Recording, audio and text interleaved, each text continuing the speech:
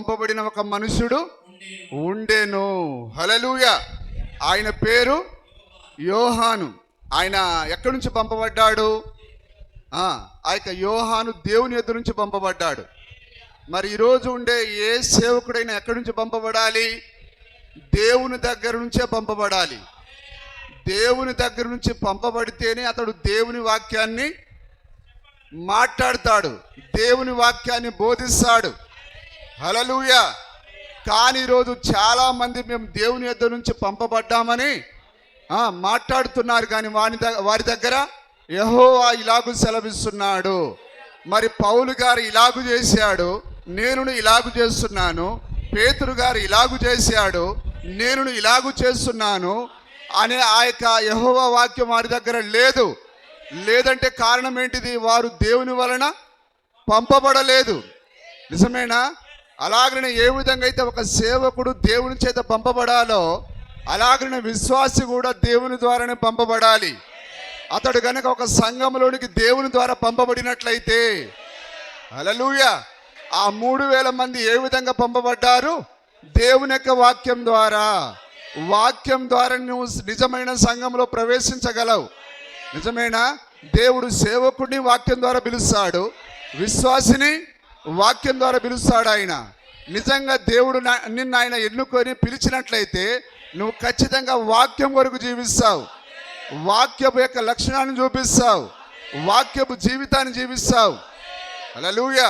కానీ మరి ఆ మొదటి రాకడలో జరిగిన గొప్ప తప్పిదం ఏంటిదంటే, ఆ దేవుని చేత పంపబడిన మనిషిని వారు చూడలేకపోయారు, గుర్తించలేకపోయారు. హల్లెలూయా. సరే, ఆ మొదటి రాకడలో గుర్తించలేదంటే సరే, అది వారి యొక్క తప్పిదమై ఉన్నది. వారి సొంత దేవుడు, వారి గొప్ప యెహోవా వారి యొక్క కనులకు ఆయనే మరి అంధత్వాన్ని కలగజేశాడు. ఆయన నిజమేనా? తన సొంత బిడ్డలకు ఆయన గుడ్డితనాన్ని కలగజేశాడు ఆయన. కాబట్టి వారు ఆ దినపు లేఖనాన్ని చూడలేకపోయారు. కానీ ఇప్పటికీ ఈరోజు ఉండే ప్రపంచంలో ఉండే క్రైస్తవులకు, వింటున్నారా సోదరి సోదరులారా? ఈరోజు మీ దగ్గర వాక్యాన్ని ఈజీగా చెప్పే మరి ఈ వర్తమానం వచ్చేసరికి మీకు లెక్క లేకుండా అయిపోయింది. వర్తమానం మీకు ఎత్తుకొని తిను మా నాయనే అని నిన్ను బండెక్కిచ్చి ట్రైన్లు చూపించి తినిపిస్తున్నా కానీ నీకు అగౌరవంగా మారిపోయింది. కానీ సోదరుడా, ఈ వాక్యం లేక ఎందరో అమాయకులు సంఘ శాఖల్లో మగ్గి అట్లాగనే చనిపోతున్నారు. కానీ ఈరోజు నువ్వు ఈ దినపు వర్తమానాన్ని కలిగి ఉన్నందుకు నీవెంతో దేవునికి రుణపడి ఉన్నావు. హల్లెలూయా. నిజంగా ఆ రోజు వారు గుర్తించలేదనంటే దేవుడే స్వయంగా వారికి ఆయన గుడ్డితనాన్ని కలగజేశాడు ఆయన. కానీ ఇప్పటికీ యోహాను యొక్క రాకడ ఈ కాలంలో ఉండే ప్రజలకు అర్థం కాకుండా పోయింది. నిజమైన ఆ రోజు వారు గ్రహించకపోయారు, కానీ ఇప్పటికీ గ్రహించాలి. యోహాను యొక్క మొదటి రాకడ, ఆయన ఎందుకొరకు పంపబడ్డాడు, ఆయన యొక్క పరిచర్యలోని భాగం ఏంటిది, ఆయన ఏ వాక్యం ద్వారా గుర్తించబడ్డాడు, ఏ వాక్య ప్రకారంగా ఆయన పంపించబడ్డాడు అనేది ఇప్పటికీ ఈ ప్రపంచ క్రైస్తవులు చూడలేకపోతున్నారు. నిజంగా సోదరి సోదరులారా, మొదటి ఆ యొక్క రాకడ, మొదటి ఏలియా యొక్క రాకడ నీకు అర్థం కాకపోతే ఈ కాలానికి రావాల్సిన ఏలియా యొక్క రాకడ నీకు అర్థం కాదు. హల్లెలూయా. ఇక్కడ కూర్చున్న మీ అందరికీ యోహాను మొదటి రాకడకు ముందు పంపబడ్డాడని చాలా తేటగా అర్థమై ఉన్నది. నిజమేనా? కానీ ఈరోజు ఉండే ప్రపంచ క్రైస్తవులకు యోహాను యొక్క మొదటి రాకడ ఇప్పటికీ అర్థం కాలేదు. ఆ యొక్క రెండో రాకడ జరిగిపోయే కాలంలో మనం ఉన్నాం.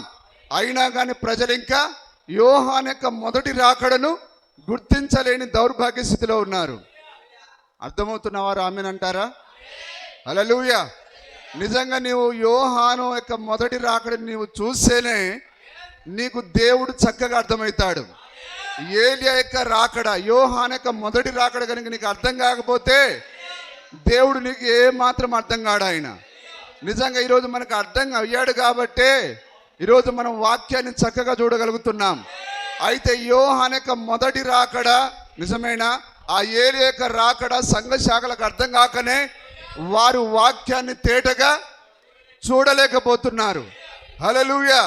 ఒకరేమో అందుకొరకే అర్థం కాక, ఒకరేమో స్వస్థతలని ఒకటే చావు కేకలు.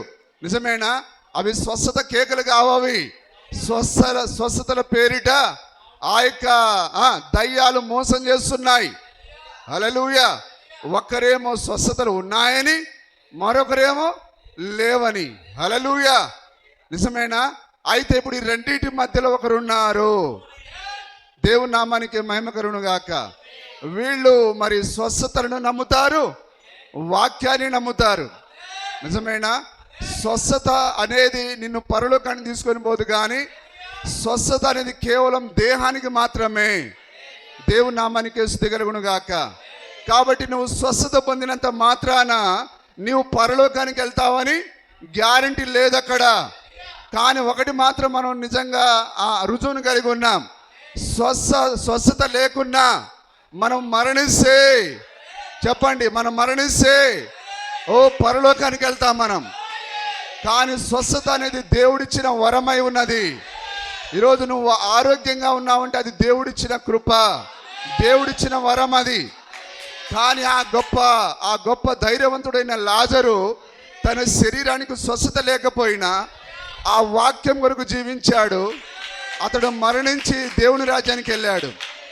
కానీ ఒక పక్క ఆ యొక్క ధనవంతుడు మంచి ఆరోగ్యాన్ని కలిగి ఉన్నాడు, స్వస్థతను కలిగి ఉన్నాడు. స్వస్థతను కలిగి ఉండి చనిపోయి ఎక్కడికి వెళ్ళాడు? పాతాళానికి వెళ్ళాడు. అంటే ఇదేం చూపిస్తున్నది? స్వస్థతల ద్వారా పరలోకం రాదు. హల్లెలూయా. లేఖనములో ఇలాగు రాయబడి ఉన్నది. హల్లెలూయా. మరి స్వస్థతలు పొందిన వారు పరలోక రాజ్యానికి పోరు, స్వస్థతను ఇచ్చిన వారు పరలోక రాజ్యానికి వెళ్ళరు. నిజమేనా? ఆ 9-10 మంది యేసుక్రీస్తు దగ్గరికి వచ్చారు. కానీ అందులో ఒక్కడు మాత్రమే తిరిగి వచ్చాడు. కానీ 9 మంది మరలా తిరిగి లోకంలో కలిసిపోయారు. అంటే ఈ స్వస్థతలు పొందే వారందరూ లోకంలో కలిసిపోయేవారు. కానీ ఎవరైతే వాక్యంతో పోషించబడతారో వారు మాత్రమే నిత్య జీవాన్ని స్వతంత్రించుకుంటారు. ఈరోజు మనకు కావాల్సింది శరీర స్వస్థత కంటే మన యొక్క ఆత్మీయ స్వస్థత ఎంతో అవసరము. ఆ యొక్క ఆత్మీయ స్వస్థత నీకు ఎట్లా వస్తుంది? యెహోవా వాక్యాన్ని ధ్యానించడం ద్వారా, లేఖనంలో ఇలాగూ రాయబడి ఉన్నదని చూడటం ద్వారా. హల్లెలూయా. దేవుని నామానికి స్తుతి కలుగును గాక. ఈ స్వస్థతలని దానిపైన పునాది కట్టేవాడు ఒకరోజు దాన్ని కూలదోసేస్తాడు. అలాగనే లేవని నమ్మేవాడు కూడా గుడ్డివాడే. ఈ ఉన్నాయని ఉదరగొట్టేవాడు లేవని చెప్పేవాడు. కానీ ఇప్పుడు వీళ్ళిద్దరు కలిసి ఏం చేయాలంటే ఆ యొక్క నిత్య జీవపు లేఖనముల దగ్గరికి రావాలి, వాక్యం దగ్గరికి రావాలి. అందుకొరకే మనం లోకానికి ఏమిస్తున్నాం? ఆ మారని గొప్ప దేవుని వాక్యాన్ని ఇస్తున్నాం. ఆ వాక్యం నిన్ను పరలోక రాజ్యాన్ని తీసుకొని పోయేది. దేవుని నామానికి స్తుతి మహిమ కలుగును గాక. వాళ్ళన్నారు, ప్రభువా నీ నామములో మేము అనేకులను స్వస్థత చేయలేదా? హల్లెలూయా. అయితే దేవుడు వారిని శబాస్, బడా మంచి నమ్మకమైన అమ్మ తేజ రా లోపలికని పిలవట్లేడు ఆయన. బడా మంచి దయ్యాల ప్రవీణ్ రా లోపలికని పిలవట్లేడు ఆయన. హల్లెలూయా. నీవెవరవో నేను ఎరుగను, అక్రమం చేయవాడా నా ఎదురు నుండి పోమని అంటున్నాడు ఆయన. స్వస్థత చేసిన వాడికే పరలోకం లేదంటే మరి స్వస్థత పొందిన వానికి పరలోకం ఎక్కడిది? చెప్పండి. గుడ్డివాడు గుడ్డివానికి తో చూపినాడలా. ఇగో ఈ స్వస్థతలు అనే పునాది పైన కట్టేవారికే స్వస్థత అనేది కేవలం చిన్నది, అది అల్పమైనది, అది చివరిదది, అది చేపలను పట్టడానికి ఎర. హల్లెలూయా. ఆయన కానా విందులో ఆయన నీళ్లను ద్రాక్షరసంగా మార్చాడు. ఎందుకనంటే ఆయన ఎవరో చూపించేదానికి. అంతే తప్ప ఆ తర్వాత మెల్లగా ఆయన ఆ యొక్క అద్భుత కార్యాలను పక్కన పెట్టేసి ఇప్పుడు ఆయన అన్నాడు, నా శరీరం తినండి, నా రక్తం తాగండి అన్నాడు. ఆయన రొట్టెలు పంచిపెట్టినప్పుడు తండోపతండాలుగా ఉరికొచ్చారు. ఆయన ఎక్కడ ఉంటే అక్కడికి పరిగెత్తుకుని పోయారు. కానీ ఎప్పుడైతే వాక్యం బోధించడం మొదలుపెట్టాడో కేవలం 12 మంది మాత్రమే మిగిలారు. ఇక 70 మంది కూడా వెళ్ళిపోయారు. హల్లెలూయా. కాబట్టి దేవుడు ముందుగా వాటిని తన ఎత్తుకు ఆకర్షించడానికి మాత్రమే.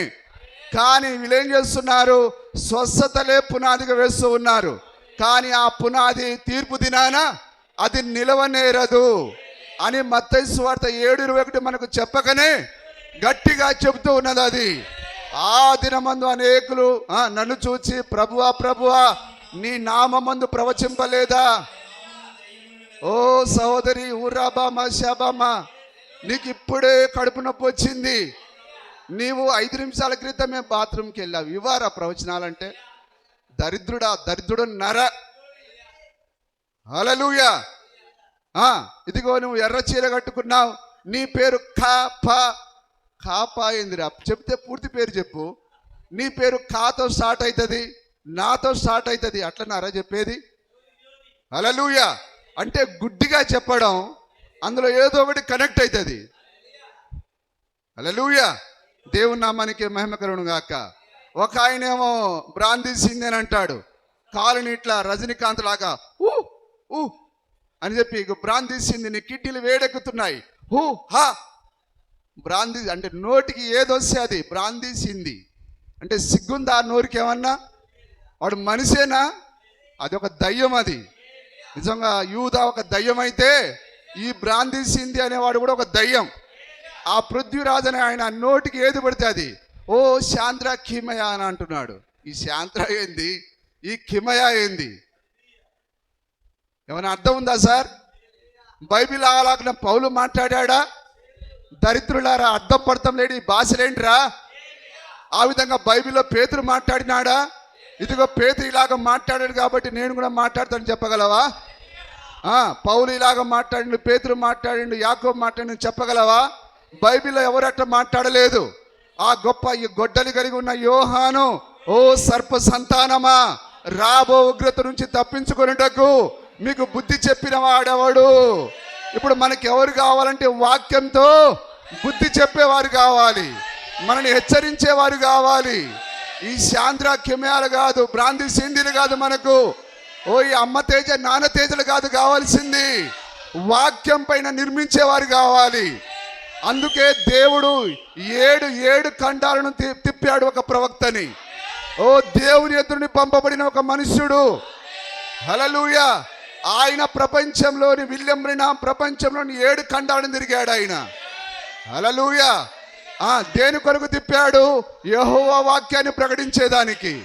ప్రపంచానికి ఒక భయంకరమైన కరువు ఉన్నది.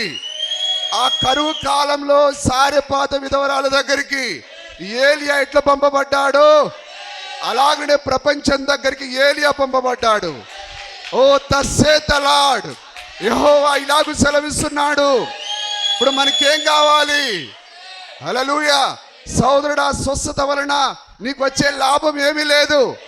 అయితే వాక్యం నీ లోనికి వచ్చినప్పుడు అదే నీకు స్వస్థతనిచ్చేది, అదే నీకు బలాన్నిచ్చేది. వరం ఎందుకండి? వరం మనకెందుకు? వరాలు ఇచ్చి ఆయన మన లోపలికి వస్తే మనము స్వస్థతను కలిగి ఉంటాం. దేవుని నామానికే మహిమ కలుగును గాక.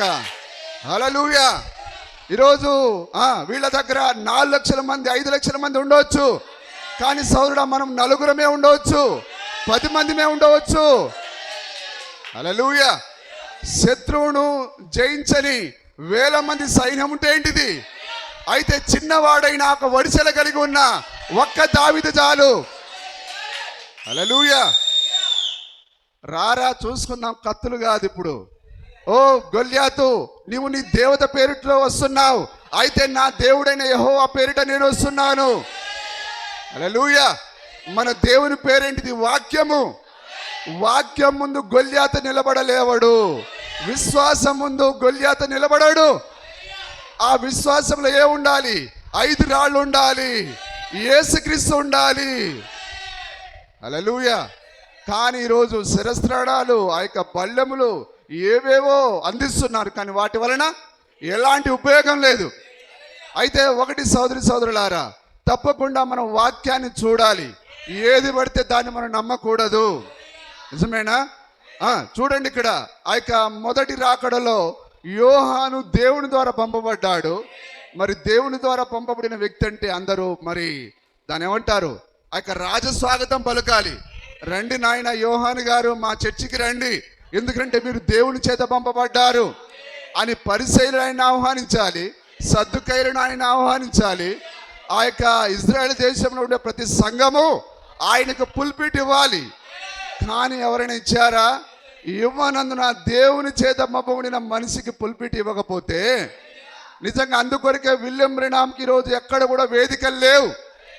చూడండి, అందుకొరకే ప్రెస్బిటేరియన్ వాళ్ళు విలియం బ్రెనామ్ను ఆహ్వానించారు, బ్యాప్టిస్ట్ వాళ్ళు ఆహ్వానించారు, ఆ పెంతెకోస్తు వాళ్ళు ఆహ్వానించారు. కారణం ఏదనగా ఆయన దేవుని చేత మబ్బబడిన మనుషుడు. ఆయన ఆ రోజు ఆయన అరణ్యమును వేదికగా చేసుకున్నాడు, ఆ బురదను వేదికగా చేసుకున్నాడు. ఆయన వేదిక ఏంటిది చెప్పండి? ఆ బురదమయమైన యోర్దాను నది ఆయనకు గొప్ప ప్రసంగ వేదిక ఉన్నది. ఆయన అక్కడ నుండే చెట్లకు ప్రసంగం చేశాడు. ఆ చెట్లు ఏం చేశాయి తెలుసా? ఆయన మాట్లాడిన మాటలు ఆ చెట్టుకు తగిలి ఈ చెట్టుకు తగిలి అవి ప్రజల దగ్గరికి వెళ్ళాయి. హల్లెలూయా. ఆయన మాట్లాడితే అరణ్యమే మారిమోగిపోయింది. సృష్టి కూడా ప్రవక్త మాటకు లోబడి ఉన్నది ఆ రోజు. అలాగనే ఈ రోజు కూడా విలియం బ్రెనామ్ మాటకు సృష్టి లోబడి ఉన్నది. ఆయన మాట్లాడినప్పుడు అది విని ఉన్నది. దేవుని నామానికి మహిమ కలుగును గాక. మీరు గ్రహిస్తున్నారా? కాబట్టి స్వస్థత అనేది చాలా అల్పమైన కార్యము. మనము దానిపైన పునాది వేసుకోలేదు, కానీ లేఖనములో ఇలాగ రాయబడి ఉన్నది. అందుకొరకే దేవుడు వారెందరో మంచి కార్యాలు చేశారు, వారు ప్రవచించారు, అద్భుత కార్యాలు చేశారు, స్వస్థత కార్యాలు చేశారు. కానీ అయినా సరే దేవుడు వారిని నిరాకరిస్తున్నాడు. నిజమేనా? అంటే ఏం చూపిస్తుంది ఇది? ఈ స్వస్థతల ద్వారా నువ్వు దేవుని రాజ్యానికి వెళ్ళలేవు. స్వస్థత ఉన్నా లేకున్నా నీ లోపల ఉన్న ఆ యొక్క అంతరంగ పురుషునికి ఏం కావాలి? దేవుని యొక్క వాక్యం కావాలి. హల్లెలూయా. సరే, ఇప్పుడు మనం దేనిపైన కట్టబడాలి? స్వస్థతల పైన కాదు, కానీ ఆ యొక్క సిద్ధాంతాల పైన కాదు. కానీ ఈరోజు ఈ స్వస్థతలు లేవనే వాళ్ళు ఎవరు? సిద్ధాంతాలతో ఉన్నవారు. నిజమేనా? ఈ స్వస్థతలు అని చెప్పేవాళ్ళు ఆ యొక్క తప్పుడు బోధలే, అలాగని సిద్ధాంతాలు అనేవాళ్ళు తప్పుడు బోధనే. కానీ ఈ స్వస్థత ఈ సిద్ధాంతం కాకుండా మరొకటి ఉన్నది, అదే మారని దేవుని వాక్యం.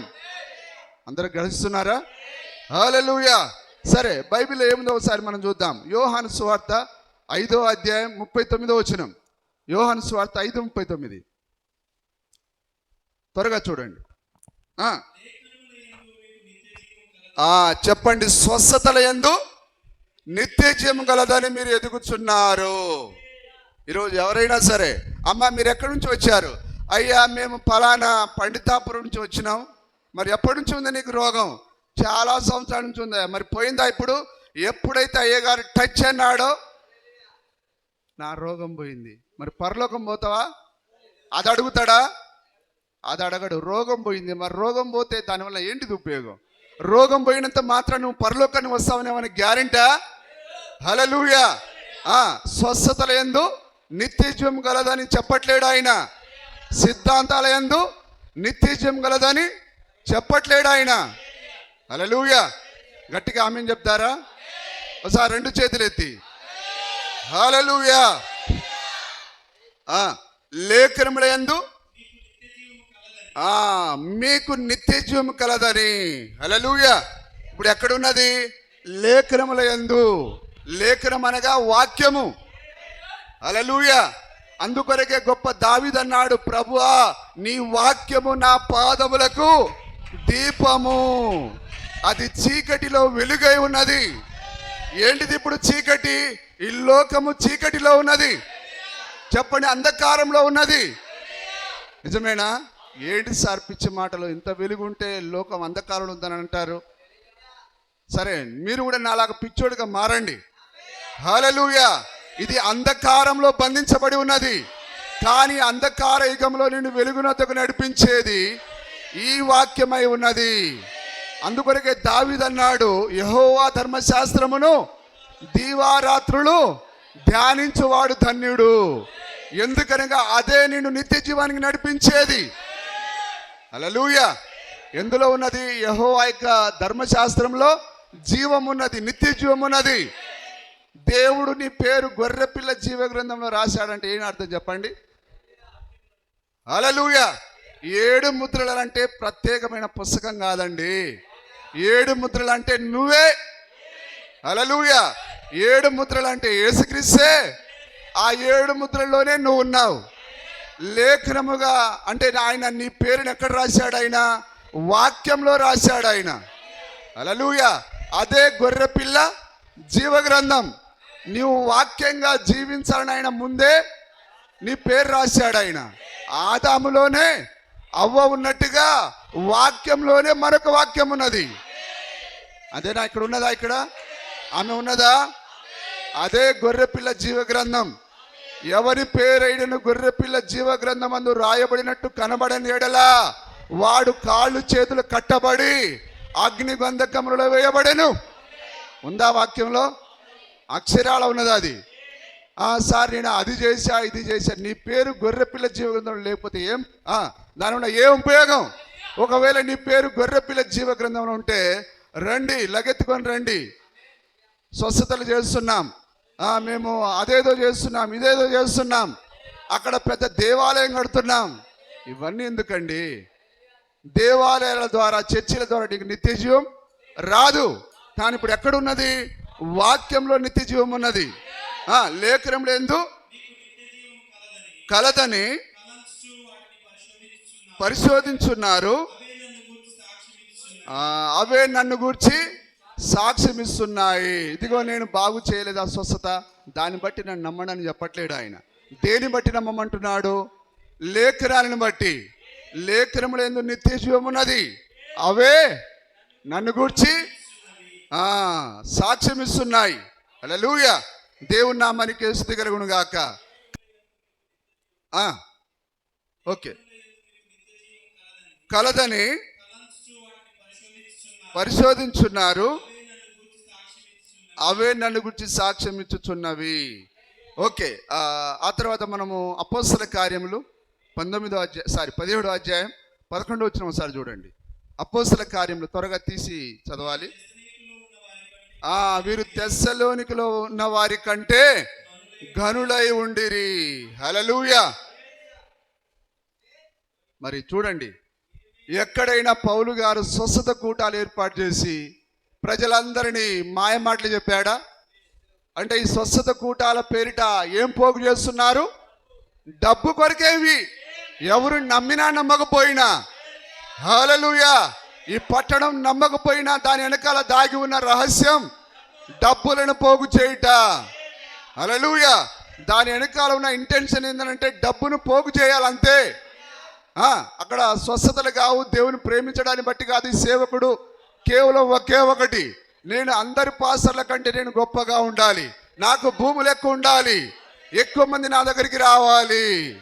కానీ సహోదరుడా, పౌలు గారు అలాగెందుకు చేయలేదు? ఈ మాయదారి స్వస్థత కూటాలు ఎందుకు ఏర్పాటు చేయలేదు ఆయన? మరి పేతురు ఎందుకు అలాగ చేయలేదు? అక్కడ వారు ఆ విధంగా కూటాలు చేయలేదు. కానీ దారిలో ఎవరినైనా దేవుడు స్వస్థపరచమంటే ఇదిగో అడుక్కుంటే నా భిక్షగాడు. హల్లెలూయా. ఇదిగో ఆయన అన్నాడు, అయ్యా బాబు ధర్మం చేయడం అంటే ఆయన అన్నాడు, పేతురు అన్నాడు, ఓ రబ్బా మా టచ్ అని అనలేదు ఆయన. అప్పుడు ఆయన అన్నాడు, మా దగ్గర వెండి బంగారాలు లేవు, మా కలిగినదే నీకు ఇస్తున్నాం, యేసుక్రీస్తు నామములో లేచి నిలబడు. హల్లెలూయా. తన బొచ్చెన గిరాటేసేసి ఆయన దిగ్గున లేచి పరిగెత్తాడు. ఆయన వాళ్ళ మార్గంలో పోతుంటే స్వస్థతలు చేశారు. ప్రత్యేకంగా ఎక్కడి దరిద్రులు సార్ వీళ్ళు. హల్లెలూయా. నిజమేనా? కానీ ఈరోజు వారికి వాక్యం ఏంటిదో, ఆ తల ఏంటిదో, తోకేంటిదో తెలియకుండా పోయింది. కానీ మేకలు వాళ్ళనే వెంబడిస్తున్నారు, అవి గొర్రెలు వెంబడించవండి. నా గొర్రెలు నా స్వరమిను. కానీ ఆ యొక్క మాయగాళ్ళని నమ్మేది ఎవరంటే ఈ మేకలే. హల్లెలూయా. వాళ్ళ దగ్గరికి వెళ్ళి, అమ్మా యేసుక్రీస్తు నామములో బాప్తిసం పొందాలంటే మాయగారిని అడుగుతా, మాయదారిని అడుగుతా. మాయదారి ఎంతకాలం మాయదారి. హల్లెలూయా. ఆ విధంగా మరి చూడండి బైబిల్లో ఏ విధంగా ఉన్నది. ఈరోజు ప్రజలు చేస్తున్నది ఏంటిది?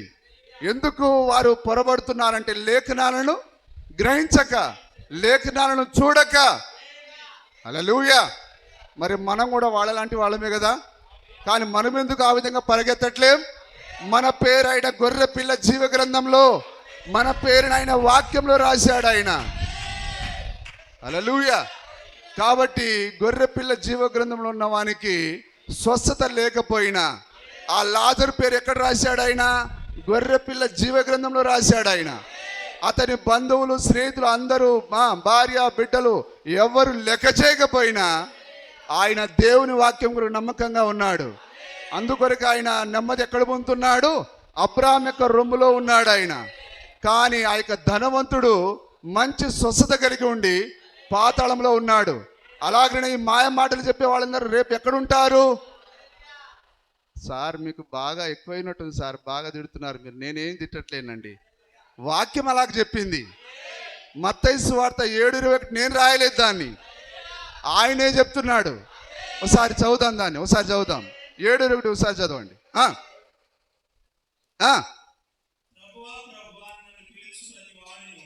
ప్రభువా ప్రభువా అని నన్ను పిలిచి ప్రతివాడును ప్రవేశింపడు గాని చిత్తము అన్నాడు ఆయన. చిత్తము అనగా చెప్పండి, చిత్తము అనగా వాక్యము. హల్లెలూయా. చూడండి, ప్రభువా ప్రభు అని పిలిచేవాడు దేవుని రాజ్యంలో ప్రవేశించాడు. కానీ చిత్తము, దేవునికి ఒక చిత్తం ఉన్నది, అదే వాక్యమై ఉన్నది. నువ్వు వాక్యాన్ని చేపట్టినప్పుడే. కానీ ఇప్పుడు ఈ ప్రభువా ప్రభు అని చెప్పిన వాళ్ళు వాక్యాన్ని చేయకుండా, నువ్వు వాక్యాన్ని చేయకపోయినా దేవుడు నీకు ఆయన ప్రవచించే వరాన్ని ఇస్తాడు ఆయన. నువ్వు వాక్యాన్ని చేయకపోయినా అద్భుత కార్యాలు చేసే ఆ యొక్క వరాన్ని ఇస్తాడు ఆయన. స్వస్థతలు చేసే వరాన్ని ఇస్తాడు ఆయన. పైన చెప్పిన మాటయే దానికి అక్కడే ఆయన చాలా విషయాలు ఉన్నాయి దాగి. హల్లెలూయా. చిత్తమును చేయకుండా కేవలం దాని వరాన్ని మాత్రమే పట్టుకున్నారు. నిజమేనా? నువ్వు వాక్య చిత్తంలో లేకపోయినా నీవు అద్భుత కార్యాలు చేస్తావు, ప్రవచిస్తావు. హల్లెలూయా. నిజమేనా? కొందరు ఏం చేస్తారంటే, ఒకవేళ వాడికి 5 సంవత్సరాల తర్వాత పెళ్ళి కాకపోయినా నీవు రాబోయే 2030లో పెళ్లి చేసుకోరా అయ్యగారు, 2030లో నేను పెళ్లి చేసుకుంటా అన్నాడు కాబట్టి దాని కొరకైనా వాడు అమ్మాయిని వెతకడానికి ప్రయత్నం చేస్తాడు. అయ్యగారు చెప్పాడు కాబట్టి. అంటే వారికి కొన్ని దాన్ని ఏమంటారంటే ట్రాన్స్లోకి మనల్ని ఒక భ్రమలోనికి నెడతారు. హల్లెలూయా. ఈ మధ్యలోనే ఒకటి వచ్చింది, అది సినిమా క్రైస్తవుల పైన, ఈ స్వస్థతల పైన. వాడు ఆ యొక్క విలేకరిని కూడా మాయ చేసేస్తాడు. ఆ విలేకరి పేరు ఏదో ఉంటుంది, మీరు బాగానే ఉన్నారా ఈ సమయంలో? వాడు వెంటనే నన్ను ప్రత్యేకంగా బాగానే ఉన్నామని అడుగుతున్నాడు అంటే వాడు అప్పటికప్పుడే కాళ్ళు చచ్చిపడిపోతాయి, వాడు కుర్చీలోంచి కింద పడిపోతాడు. అంటే దాన్ని ఏమంటారంటే భ్రమాది. హల్లెలూయా. ఈరోజు కలిగి ఉన్నది అదే, హిప్నాటిజం అంటారు దాన్ని. ఈరోజు పాస్టర్లు ఏం చేస్తున్నారు? మనుషులను అమరీష్ పురిలాగా ఆ విధంగా, చూడు బాలిక నా కళ్ళల్లోకే చూడు,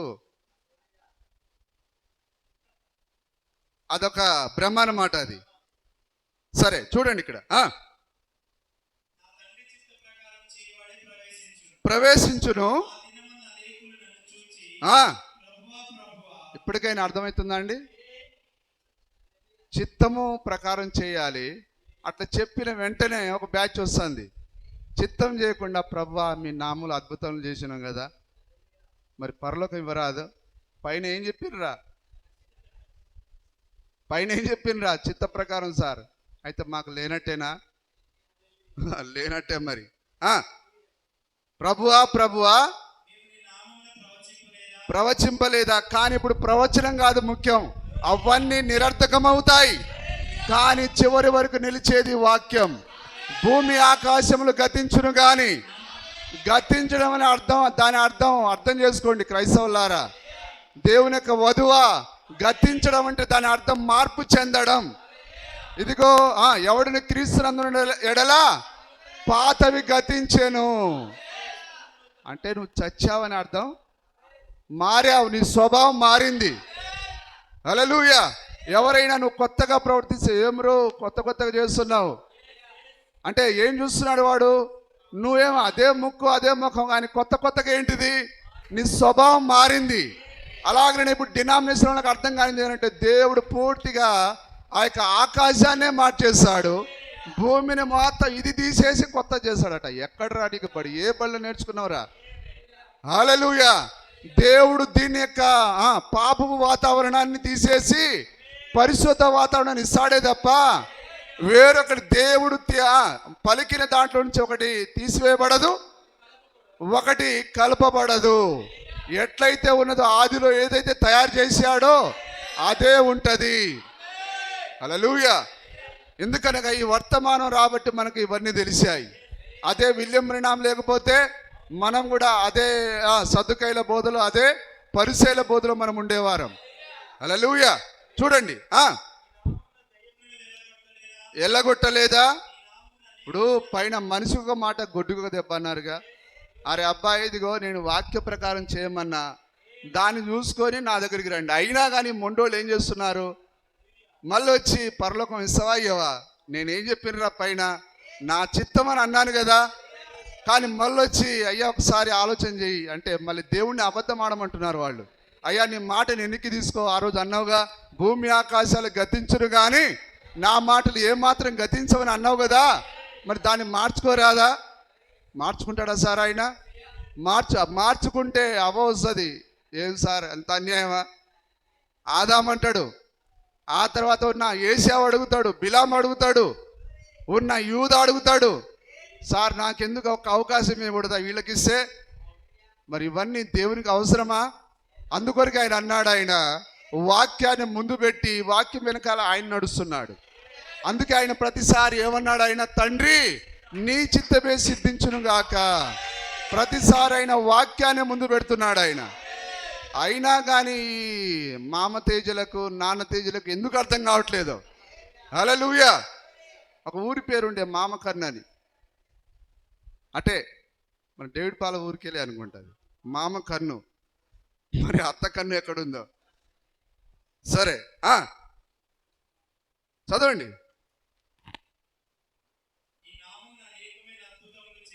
చేయలేదా చెప్పుదురు. హల్లెలూయా. ఆయన ఎరగాలంటే నువ్వు ఎక్కడుండాలి? చిత్తంలో ఉండాలి, వాక్య చిత్తంలో ఉండాలి. హల్లెలూయా. దేవుని నామానికి మహిమ కలుగును గాక. అందుకొరకు ఆయన మరి రిబ్కా దగ్గరికి వచ్చి నేను చిన్నవాడిని ప్రేమించాను, పెద్దవాడిని నిరాకరించాను అన్నాడు ఆయన. ఎందుకు ఆయన దేని ప్రేమించాడు? యాకోబు దేవుని యొక్క చిత్తాన్ని, ఆ జ్యేష్ఠత హక్కును ప్రేమించాడు ఆయన. హల్లెలూయా. ఆయనకు చిక్కుడుకాయల కూర అక్కర్లేదు, ఈ లోక సంబంధమైన ధనం అక్కర్లేదు, కానీ దేవుని యొక్క చిత్తమైన కావాలి. అందుకే దేవుని నీవు మెప్ప చేయాలంటే ఒకే ఒకటి, దేవుని యొక్క వాక్యం దగ్గరికి రావాలి. హల్లెలూయా. సార్ మేము పెద్ద పెద్ద ఈ హాస్పిటల్ కట్టినాం, అది అవన్నీ దేవుని దగ్గర చెల్లవని మత్తయి సువార్త 7:21 గట్టిగా నొక్కి చెప్తూ ఉన్నది. భూమి ఆకాశంలో గతించును కానీ నా మాటలు ఏమాత్రం గతించవన్నాడు ఆయన. హల్లెలూయా. దేవుడు తన వాక్యం ద్వారా నీకు బయలుపరుచుకుంటాడు. ఆయన స్వస్థతల ద్వారా దేవుడు నీకు గోచరంగాడు, అద్భుతాల ద్వారా దేవుడు నీకు గోచరంగాడు, స్వస్థతల ద్వారా దేవుడు నీకు గోచరంగాడు. కానీ వాక్యం ద్వారా మాత్రమే నువ్వు దేవుని ఎరగలవు. దేవుని ఎరుగుట అనగా నువ్వు వాక్య ప్రకారంగా జీవించుటయే. ఆ దినముందు అనేకులు నన్ను చూచి ప్రభువా ప్రభువా నీ నామములో అద్భుతములు చేయలేదా, ప్రవచింపలేదా, వెళ్ళగొట్టలేదా చెప్పుదురు. ఎరుగను. హల్లెలూయా. ఆయన ఎరగాలంటే నువ్వు ఎక్కడ ఉండాలి? వాక్యంలో ఉండాలి. వాక్యాన్ని మాత్రమే దేవుడు ఎరుగుతాడు. ఎందుకనగా ఒకటే నిలిచి ఉండేది వాక్యం మాత్రమే. హల్లెలూయా. అక్రమం చేయవారులారా చెప్పుదును. సరే విని వాటి చొప్పున చేయాలి. అందుకొరకే మనం ముందుగా నిర్ణయించబడ్డామా? ఉన్నారా సహోదరులారా? మీకు అర్థమవుతున్నదా? మనం ముందుగా ఎందుకు నిర్ణయించబడ్డాం? వాక్యాన్ని చేసేదానికి. కాబట్టి ఇప్పుడు ఈ చేతుల పైన ఇప్పుడు అధికారికి ఎవరు ఉండాలా? సార్ అదేదో బాగా మెరుస్తుంది కడియం, ఎందుకో దీంట్లో ధరించాలని ఉంది సార్ అంటే ఆయన చిత్తం కాదు అది. హల్లెలూయా. సార్ అదేదో మరి యెహెజ్కేలు గ్రంథంలో ఈనాటి స్త్రీలు, అమెరికా స్త్రీలు ఏ విధంగా దాన్ని ఏమంటారు, ఇప్పుడు స్టైల్గా వచ్చేసింది, ఏమంటారు సార్ దాన్ని, ముక్కుకు బేసర కాదండి, ఇప్పుడు స్టైల్గా రింగ్ వచ్చేసింది. అది ధరించాలని ఉందంటే అది వాక్యం కాదు అది. సార్ నేను కొద్దిగా పొట్టిగా ఉన్నాను, కొద్దిగా ఇట్లా నడిచేది కావాలి నాకు అంటే అది దేవుని యొక్క చిత్తం కాదు అది. సార్ నేను నల్లగా ఉన్నాను, పెళ్లి రోజన్నా మరి మేకప్ వేసుకోవడానికి అనుమతి అంటే పాస్టర్ ఇవ్వచ్చు, కానీ దేవుడైతే ఇవ్వనే ఇవ్వడు. ఆయన కెమెరాలో నువ్వు బంధించబడుతున్నావు. పాస్టర్ ఏం కాదులే అమ్మా, నీ పాపని ఒప్పుకున్నావు కదా సరిపోతుందిలే అంటాడు. దొంగ పాస్టర్ వాడు. నువ్వు డబ్బులు ఇవ్వమని చెప్పి నిన్ను మభ్య పెడతాడు. కానీ నాకు డబ్బులైతే అక్కర్లేదండి, వచ్చినా రాకపోయినా చెప్పడమే నా వంతు. హల్లెలూయా. యోహానికి ఎందుకు సార్ డబ్బులు అవసరం? ఆయనకి ఫ్రీగా మిడతలు బోర్డు దొరుకుతాయి, తేనె ఫ్రీగా దొరుకుతుంది, గొడ్డలి మాత్రమే చూపించాడు ఆయన. నాకెందుకురా లేనిపోని చెత్త అంతా నేనేం చేసుకోవాలా? హల్లెలూయా. ఏదైతే దేవుడు ఇచ్చాడో అదే మాట్లాడి ఉన్నాడు ఆయన. కాబట్టి సహోదరి, నువ్వు దేవుని చిత్తంలో ఉంటే నువ్వు దేనికి ఒబే అవుతావు? వాక్యానికి ఒబే అవుతావు. ఇప్పుడు చూడండి, ఇంత మంచి వాళ్ళు, దొంగలు కాదు, దోచుకునే వాళ్ళు కాదు. అంటే ఇప్పుడు కొందరు దొంగలు ఉన్నారనుకోండి, కానీ స్వస్థతలు చేసిన వాళ్ళలో మంచి వాళ్ళు కూడా ఉన్నారు, అమాయకులు ఉన్నారు.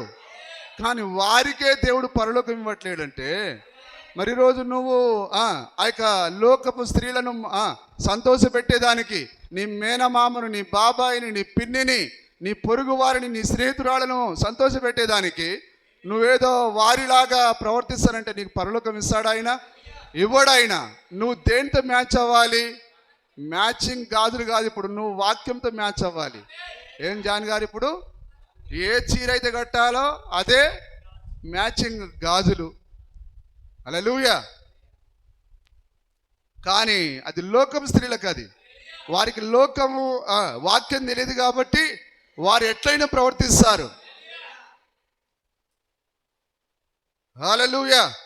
అందుకొరకే ఎవరైనా సరే పెళ్లి చేసుకునేటప్పుడు అన్నిటికీ వాక్యానికి సరెండర్ అయితేనే అట్లాంటి వాళ్ళకు మనం పెళ్లి చేయాలి.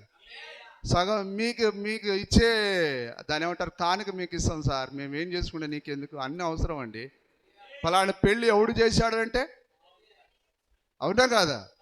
హల్లెలూయా. సరే చూడండి, చదవండి. ప్రతివాడును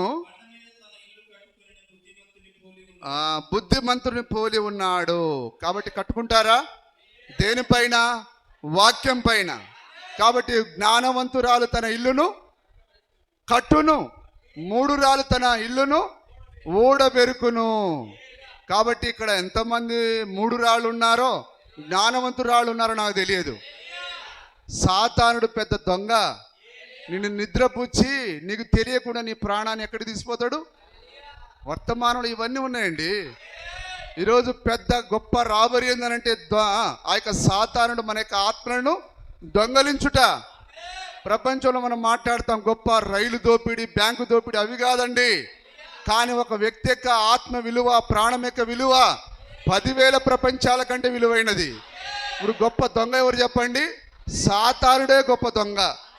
ఈ బ్యాంకు రాబరీలు ఏంటంటే 10 లక్షలు, ₹1,00,00,000, అది పెద్ద లెక్క అది. కానీ వాడైతే 10,000 ప్రపంచాల కంటే విలువైన ఎంతమంది ఉన్నారు వాడి దగ్గర? బోరుడంత ఆశపరుడు వాడు. హల్లెలూయా. అందుకొరకే సహోదరుడా, నీ లోపల ఉన్న ప్రాణం, ఈ శరీరం చెప్పినట్టు వినొద్దు.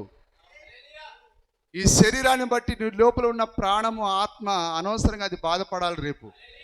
కాబట్టి ఆత్మ సిద్ధమే కానీ శరీరం బలహీనము. కాబట్టి బలహీనమైన శరీరంలో నిన్ను పెట్టాడు ఆయన. నీవు ఏం చేయాలా? వాక్యం ద్వారా శరీరాన్ని జయించాలా. ఇప్పుడు అమోరియలతో, హిత్తీలతో, ఆ యొక్క కనానీయులతో మనం యుద్ధం చేయాలి. ఇప్పుడు అమోరీయుడు అంటే ఎవరో కాదు సార్, నీ చెయ్యి, నీ కాలు, నీ పొట్ట, వీళ్ళే పెద్ద అమోరీలు వీళ్ళు. నిజమేనా? యుద్ధం వాళ్ళతో యుద్ధం ఎల్లప్పుడూ ఉంటుందని దేవుడు అన్నాడు. కానీ మరి ఏది యుద్ధం? అమూర్యులతో ఏమైనా చేస్తున్నారు వాళ్ళు? అంటే ఒక నిజమైన క్రైస్తవుడు అమూర్యులతో ఎల్లప్పుడూ యుద్ధం చేయాలి. అదే నువ్వు నీ శరీరంతో యుద్ధం చేయడం. అదేమంటది? అరే కొద్దిసేపు పడుకోరా, అలసిపోయినావు అని అంటది. కానీ లోపల ఉన్న ప్రాణం నేను ప్రార్థన చేయాలంటది. ఇప్పుడు ఈ శరీరం పడుకున్నప్పుడు వాడు ఏం చేస్తాడు? లోపల ఉన్నోడు లేవలేడు. హల్లెలూయా. కాబట్టి ఇప్పుడు మన అమోరీలను మనం జయించాలి, ఆ హిత్తీలను మనం జయించాలి, అదే ఈ శరీరాన్ని మనం జయించాలి. వాడే నిజమైన జయించువాడై ఉన్నాడు. జయించువాడెవడో అతనికి నేను మరుగే ఉన్న మన్నాను భుజంపనిత్తును అన్నాడు ఆయన. జయించకుండా నిద్రపోతే ఇక అబ్బో ఏడ తింటావు నువ్వు? నిజమేనా? సరే, ఆ తర్వాత మనం లూకాసు సువార్త 24వ అధ్యాయం 27వ వచనం ఒకసారి చూడండి. లూకాసు సువార్త 24:27. త్వరగా. అవివేకులారా, ఇప్పుడు ఆయన ఏం చెప్తున్నాడు? ఆయన అవివేకులారా, ప్రవక్తల దగ్గర స్వస్థతలు పొందని వారలారా అని అంటున్నాడా? కానీ ప్రవక్తల యొక్క మాటలను నమ్మని మందమతులారా. ప్రవక్తల దగ్గర ఏమున్నది? దస్ సేడ్ ద లార్డ్, యెహోవా ఇలాగూ సెలవిస్తున్నాడు. ప్రవక్తలు దేవుని యొక్క నోరై ఉన్నారు, ప్రవక్తలు దేవుని యొక్క వాక్యమై ఉన్నారు. హల్లెలూయా. ప్రవక్తలను నమ్మడం అంటే అర్థం ఏంటిది? నువ్వు దేవుని నమ్మడమే, వాక్యాన్ని నమ్మడమే. నువ్వు నా సేవకుల దగ్గర స్వస్థత కూటాలకు ఎందుకు రాలేదురా అని అనట్లేడు ఆయన. ప్రవక్తల యొక్క మాటలను నమ్మని మందమతులారా. ప్రవక్తల యొక్క ధర్మశాస్త్రం మోసే ద్వారా, యెహోషువ ద్వారా ధర్మశాస్త్రం, ప్రతి ప్రవక్తకి ఏమిచ్చాడు ఆయన? వాక్యాన్ని ఇచ్చాడు ఆయన. హల్లెలూయా. ప్రవక్తల మాటలు నమ్మని మందమతులారా, క్రీస్తులాగు శ్రమపడి తనను ప్రభు ఆయన కొరకు ఏడుస్తున్నారు. ఏడ్చే వాళ్ళని ఊరుకో బిడ్డలారా, ఏముందిలే, ఎవడైనా చావాల్సిందే, రేపో మాపో మీరు కూడా చేస్తారు. అట్లా ఓదార్పు చేయట్లేడు ఆయన. నన్ను నమ్మితే ఎంత, నమ్మకపోతే ఎంత. అవివేకులారా, మందమతులారా, మీరు ప్రవక్తల దగ్గర నమ్మరా? అందులో వాళ్ళు ఏం చెప్పారో అది జరిగింది, ఇప్పటికైనా నమ్మండి అంటున్నాడు ఆయన. హల్లెలూయా. నేను గట్టిగా మాట్లాడితే ఇద్దరు పారిపోతారేమో. పారిపోయే వాళ్ళు కాదు వాళ్ళు. ఆయన మనతో మాట్లాడుచున్నప్పుడు ప్రవక్తలు చెప్పిన మాటలు నమ్మని మందమతులారా,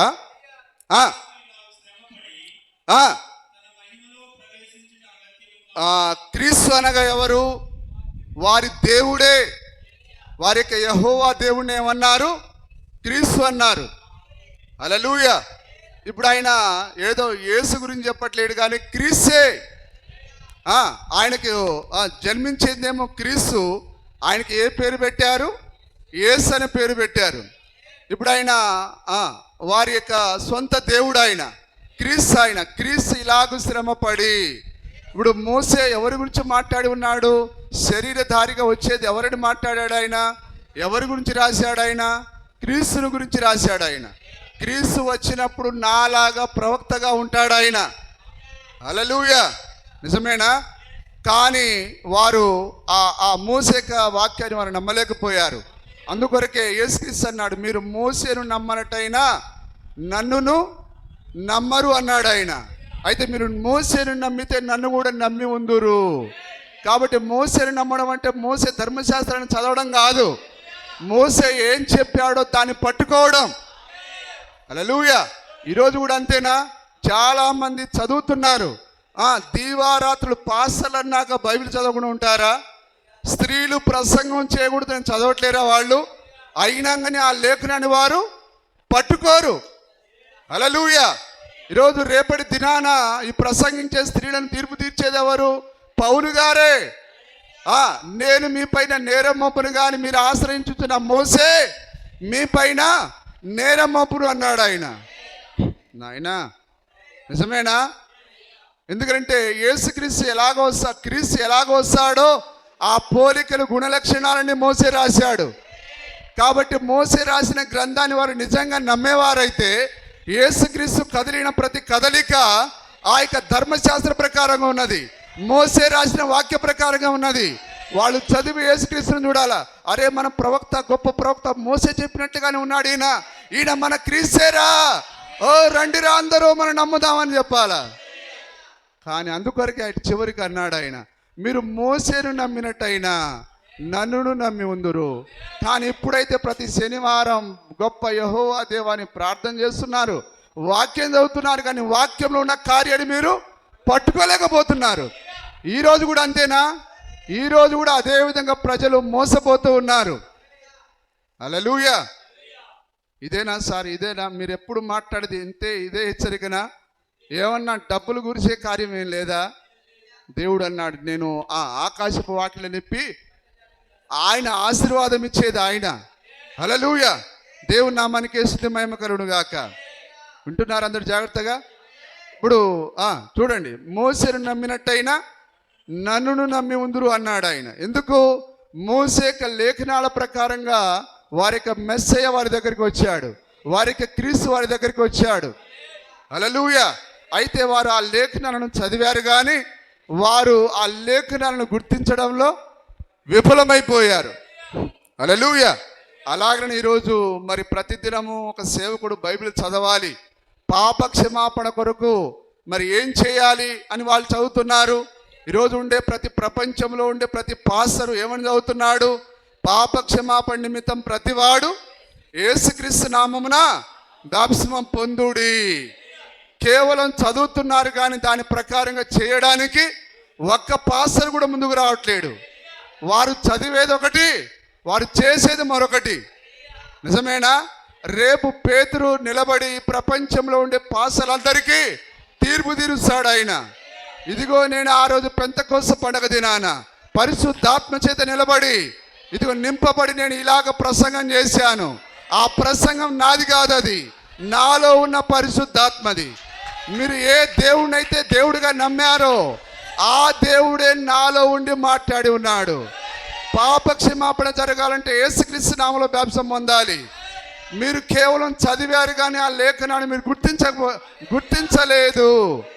కాబట్టి ఇదిగో మీరు నా మాట ప్రకారంగా పోండి ఇప్పుడు అగ్నిగుండానికని పేతురు ఆ దూతలకు ఆజ్ఞాపిస్తాడు. ఇదిగో వీళ్ళ కాళ్ళు చేతులు కట్టి అగ్నిగుండంలో వేయమని. హల్లెలూయా. ఆ తర్వాత పౌలు గారు లేస్తాడు అక్కడ. ఇదిగో నేను కొరింథీ సంఘానికి రాశాను. కొరింథీ సంఘం ఒక్కదానికే కాదు, కానీ ప్రపంచంలో ఉండే ప్రతి క్రైస్తవులకు నా పత్రిక నాది కాదు, అది దేవుని యొక్క మాటలు. అవి స్త్రీలు సంఘములో మౌనంగా ఉండవలను, వారు ఉపదేశించుటకు వారికి సెలవు లేదు. వారు ఏమైనా నేర్చుకుని కోరినేడలా ఇంట తమ తమ భర్తలను అడగవలను. హల్లెలూయా.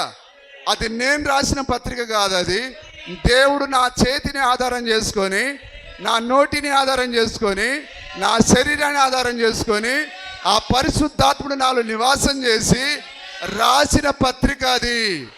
నేను రాసిన మాటలు నావి కావవి, నేను రాయుచున్నవి దేవుని యొక్క ఆజ్ఞలు. ఆజ్ఞాతిక్రమమే పాపంలో జీతం. రేపు ఈ ప్రసంగం చేసే స్త్రీలందరినీ కట్టగట్టి అగ్నిగుండంలో వేసేది ఎవరు?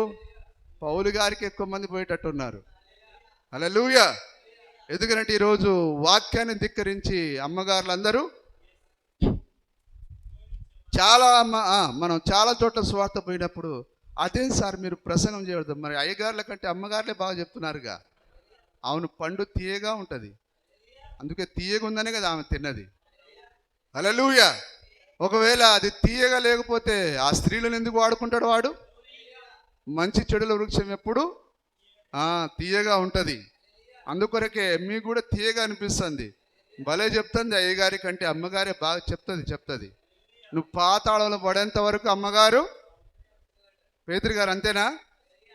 ఒకని మార్గం ఆనిదుట సరిగానే కనిపించును, తుదకది మరణమునకు దారి తీయును.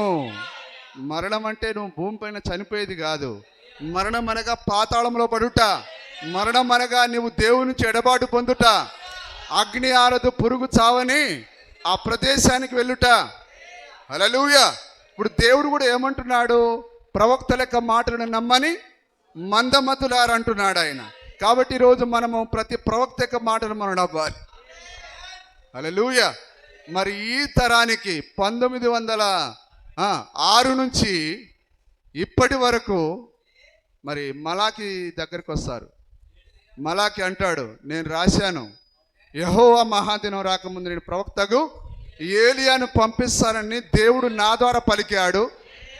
నేను కేవలము పెద్దగా చదువుకోలేదు, కానీ దేవుడు నన్ను ఆధారం చేసుకొని దేవుడే అక్కడ మాట్లాడి ఉన్నాడు. ఇదిగో ఈ కాలంలో ఉండే ప్రజలారా మీరు ఎందుకు నమ్మలేదు అని మలాకి ఈ లోకం పైన నేర స్థాపన చేస్తాడు. హల్లెలూయా. ఆ తర్వాత యోహాను కూడా నేర స్థాపన చేస్తాడు. నిజమేనా? ఆ 7వ దూత పలుకు దినములలో దేవుని మర్మము సమాప్తమగును. అంతేనా?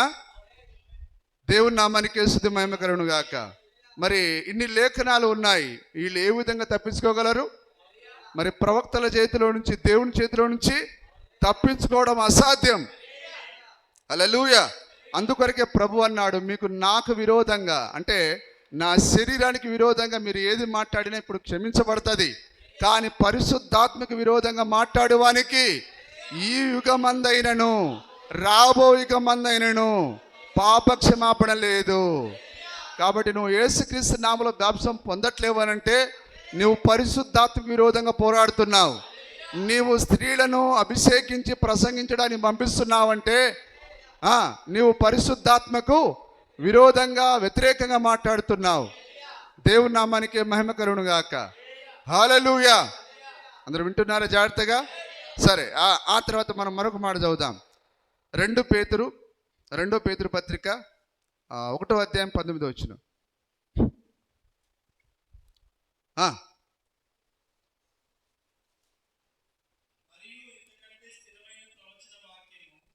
మరియు ఇంతకంటే స్థిరమైన ప్రవచన వాక్యము.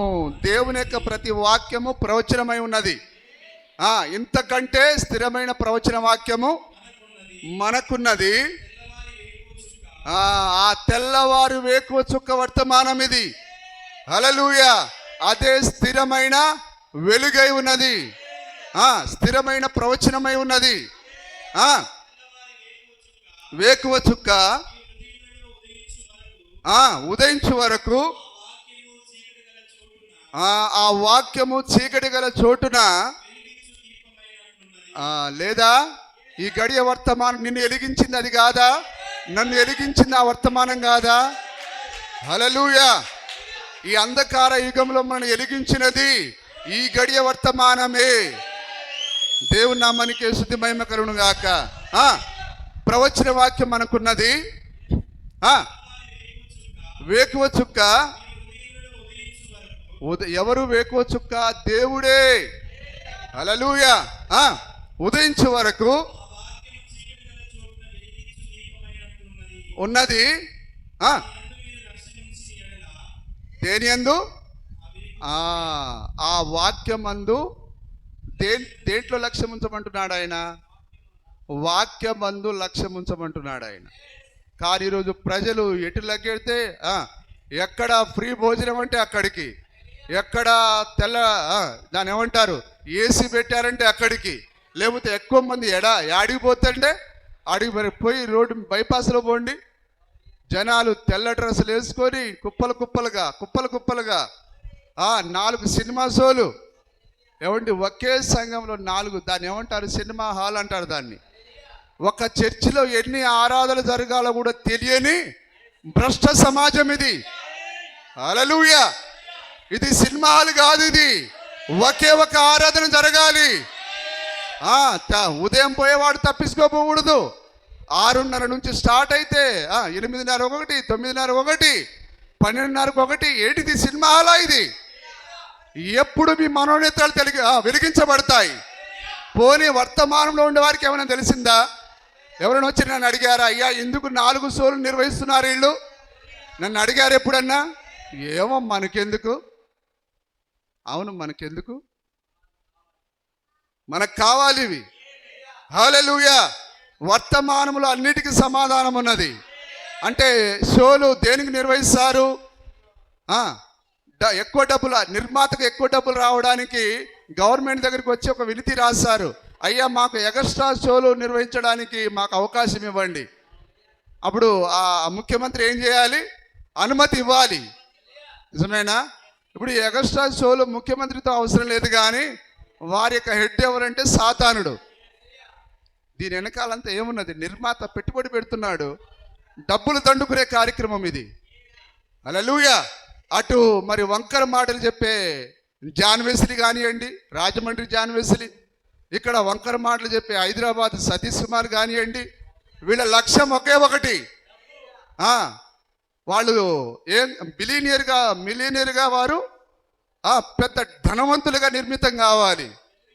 కానీ 30 వెండి నాణాలు కలిగి ఉన్నవాడే చచ్చి పాతాళానికి పోతే మరి ఇన్ని కోట్ల రూపాయలు ఉన్నాడు ఎట్లా పోతాడు సార్? డేవిడ్ పాల్ గారు చెప్పండి. 30 వెండి నాణాలతోనే వాడు పోలేకపోయిండు. మన సతీష్ అన్నకి కొద్దిగా సోయి ఉండాలా? ఇన్ని డబ్బులు పట్టుకొని ఎట్లా పోతాడు?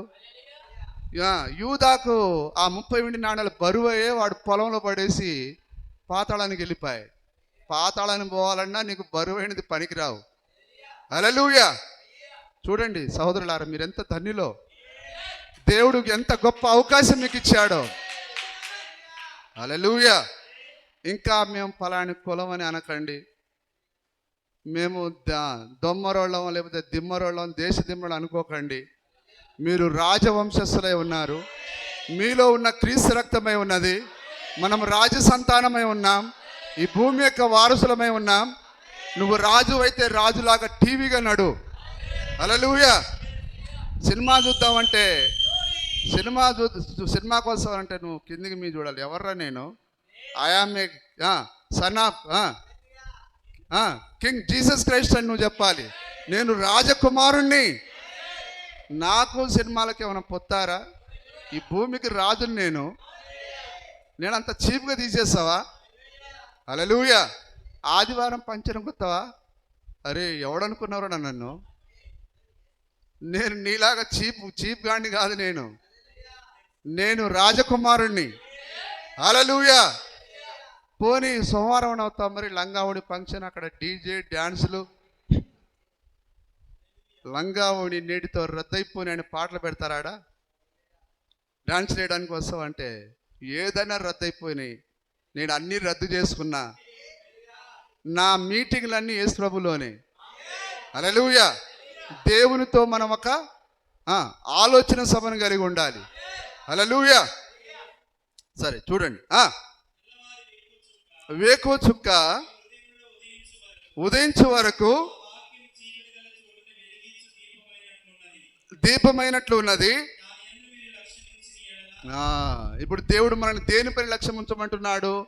వాక్యం. అందుకొరకే ఒక విశ్వాస జీవితంలో అతడు పడుకున్న వాక్యమే, నిద్ర లేచిన వాక్యమే, అతడు తిన్న వాక్యమే, ప్రతిదీ అతనికి జీవితమే వాక్యమై ఉన్నది. అందుకొరకే దేవుడు మనని ప్రతిసారి అయిన వాక్యం పైన లక్ష్యం ఉంచమంటున్నాడు. హల్లెలూయా. కాబట్టి ఒక విలువిద్యగానికి ఏం కనిపించాలంటే ఆ చెట్టు పైన ఉన్న పిట్ట మాత్రమే కనిపించాలి. ఆ గురువు గారు ఏం కనిపిస్తుందిరా సార్? ఈ కొమ్మ కనిపిస్తుంది, ఆ కొమ్మ కనిపిస్తుంది. అరే నేను అడిగింది అది కాదురా, పిట్ట కనిపిస్తుందా? విలువిద్య గారికి ఏం కనిపించాలి? ఆకులన్నీ చూడొద్దు వాడు, ఆ చెట్టుకెళ్ళే చూడొద్దు వాడు, వాని గురంతా పిట్ట పైనే. హల్లెలూయా. అలాగనే మన దృష్టి కూడా ఇప్పుడు ఎక్కడ పెట్టాలి? కేవలం వాక్యం పైన మాత్రమే. దేవుని నామానికి స్తుతి కలుగును గాక. మరి ఉంటాయి పురాణాల్లో చాలా కథల్లో. మరి నీకేం కనిపిస్తుందిరా సార్? నాకు అవి కొమ్మలు ఆకలి కనిపిస్తుంది. కాదు, అది కాదురా నువ్వు చూడాల్సింది, పిట్టను మాత్రమే చూడాలి.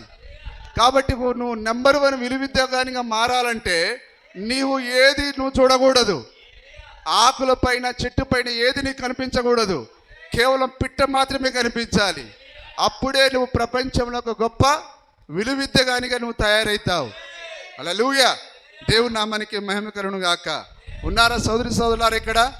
అందుకొరకే మనము దేనికి తరబీదు అవుతున్నాము? వాక్యానికి తరబీదు అవుతున్నాం. కాబట్టి దారిలో సక్కనోడు అందగాడు కలిశాడు కాబట్టి నేను వానితో వాట్సాప్ చేస్తా, ఫోటోలు దిగుతా, రోత కార్యం అది. ఒక స్త్రీ వివాహమైనంత వరకు ఆ పురుషుడిని తాకకూడదు అది. హల్లెలూయా. ఆ వివాహంలో వారి యొక్క మొదటి స్పర్శ అక్కడ జరగాలి. అందుకొరకే ఫ్రీ వెడ్డింగ్ షూట్లని ఇప్పుడంతా ఏంటిది, అది వ్యభిచారం అది. హల్లెలూయా. నీకు కాబోయే భార్య కావచ్చు, కానీ నువ్వు ఎప్పుడు పట్టుకోవాలని, పెళ్ళైన తర్వాత. ఇప్పుడే అన్ని టచింగ్లన్నీ అయిపోతే ఇక తర్వాత మిగిలేదేంటిది. అందుకే పాన్పు నిష్కళంగా ఉండాలని దేవుని వాక్యం చెప్పింది. నీవు పెళ్ళి అయ్యేంత వరకు ఆ పురుషునితో మాట్లాడడం కానీ అట్లాంటి కార్యాలు చేయకూడదు. అందుకొరకు ఇప్పుడు బాలికలు దేనిపైన దృష్టి పెట్టాలి? వాక్యం పైన. అంధకార యుగంలో చూడండి, ఆ యొక్క బైబిల్లో రాయబడి ఏ పురుషుని ఎరగని ఒక కన్యక, ఎవరి పేరు? రిబ్కా పేరు. ఇప్పుడు ఆయన ఎలాంటి వధువు కొరకు వస్తున్నాడు? ఆయన ఏ పురుషుని, ఏ సిద్ధాంతాన్ని, ఏ ఆచారాన్ని ఎరగని ఒక కన్యక కొరకు వస్తున్నాడు ఆయన. ఉన్నదా రిబ్కా లాంటి కన్యక? ఉన్నదా? ఆ కన్యక వచ్చి కడవ పట్టుకొని వచ్చింది. ఆమె ఊళ్ళో వాళ్ళందరికీ నీళ్లు పోయలేదు, ఆమె ఎవడికి పడితే వాళ్ళకు పోయలేదు ఆమె. కానీ ఎవడైతే ప్రార్థన చేశాడో, ఎవరైతే అబ్రహాం యొక్క దాసుడు ఉన్నాడో, ప్రభువా ఏ చిన్నదైతే నాకు తాగమని నీళ్లు పోస్తుందో, నా ఒంటెలకు నీళ్లు పోస్తుందో, అదే నా యజమాని కుమారునికి భార్యగా ఉంటుంది. ఏంటిది ఇప్పుడు? అబ్రహాం యొక్క కుమారుడు ఉన్నాడా? ఆయన యేసుక్రీస్తు. అబ్రహాం నిజమైన కుమారుడు ఇస్సాకు కాదండి. అబ్రహాం యొక్క నిజమైన కుమారుడు యేసుక్రీస్తు అయి ఉన్నాడు. హల్లెలూయా. కాబట్టి ఇప్పుడు మనమందరం ఏం చేయాలి? మన కడవతో ఎలియాజరుకు నీళ్లు పోయాలి, మన కడవతో ప్రతి వర్తమానం నీళ్లు పోయాలి. ప్రతి వర్తమానం చదవాలని అర్థం. నీళ్లు పోయడం అంటే వర్తమానంతో మాకేం పని సార్? పాస్టర్ గారు ఆదివారం చెప్తాడు కదా, అదే మాకు చాలు. ఒక ఆయన లాయర్, ఆయనతో ఒక చోట చెట్టు కింద కూర్చోబెట్టి మాట్లాడినాం. మాస్టారు, ఎందుకంటే ఆంధ్రాలో మాస్టారు అని అంటారు. నేను బైబిల్ అంతా నమ్ముతున్నాను, దేవుడు గొప్పడని చెప్పు, ఇవన్నీ ఎందుకు నాకు, ఈ యేసుక్రీస్తు నామములో బాప్తిసం ఎందుకు, ఇవన్నీ ఎందుకు? ఆయన ప్రేమ బైబిల్ మూసేసి లేచి వెళ్ళిపోతున్నాడు ఆయన. కాదు సార్, మన వాక్యాన్ని ప్రత్యేకంగా దాన్ని దృష్టి పెట్టాలని అంటే ఆయన ఇవన్నీ కాదులని చెప్పి బైబిల్ మూసేసి వెళ్ళిపోయింది ఆయన. రేపు తీర్పు తీరడం వస్తాడు ఆయన ఖచ్చితంగా.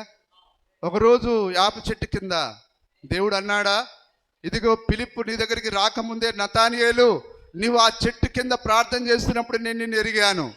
బోధకుడా, నీవు నన్ను ఎట్లా ఎరుగుదువు? ఇదిగో నీ స్నేహితుడైన పిలిప్పు నీ దగ్గరికి రాకముందే. హల్లెలూయా. ఇదిగో ఇతడు ఏ కపటం లేని ఇశ్రాయేలుడు. ఎందుకు ఆయన ఏ సిద్ధాంతాలతో కలుసుకోలేదు? ఆయన ఆ చెట్టు కింద కూర్చొని ప్రార్థన చేస్తున్నాడు. ప్రభువా, ఇదిగో మా మెస్సయ్య వచ్చే కాలం ఇదేనని నేను అనుకుంటున్నాను, ఆ మెస్సయ్యని నేను కలుసుకోవాలి ప్రభువా. కానీ తల్లిదండ్రులు తీసుకొచ్చి గుడ్డు మాంసం, బిర్యానీ, కోడి మాంసం పెడతా ఉంటే ఆ నతానియేలులాగా భారం ఎక్కడ ఉంటుంది సార్? ఏం జాన్ గారు? అన్ని బిర్యానీలు ఫ్రీగా దొరుకుతుంటే ఆ మెస్సయ్య రాకడతో ఏం పని? యేసుక్రీస్తు రాకడతో ఏం పని? బాగా తిని కొవ్వు ఎక్కువైపోయింది. కొవ్వంతా పాతాళంలో కరిగిద్ది. శ్రద్ధ కలిగి ఉండాలి. నీ తండ్రికి ఎంత శ్రద్ధ ఉందో, నీ తల్లికి ఎంతైతే శ్రద్ధ ఉందో, నీకు అంతే శ్రద్ధ కావాలి. హల్లెలూయా. కానీ ఈరోజు దౌర్భాగ్యం ఏంటంటే ఆకాశంకి వెళ్ళి చూస్తారు. చూడండి, ఆకాశం కనిపిస్తుందిగా, చూడండి అంత గొప్ప. అమెరికాకు పోయినా ఒకటే ఆకాశం అండి.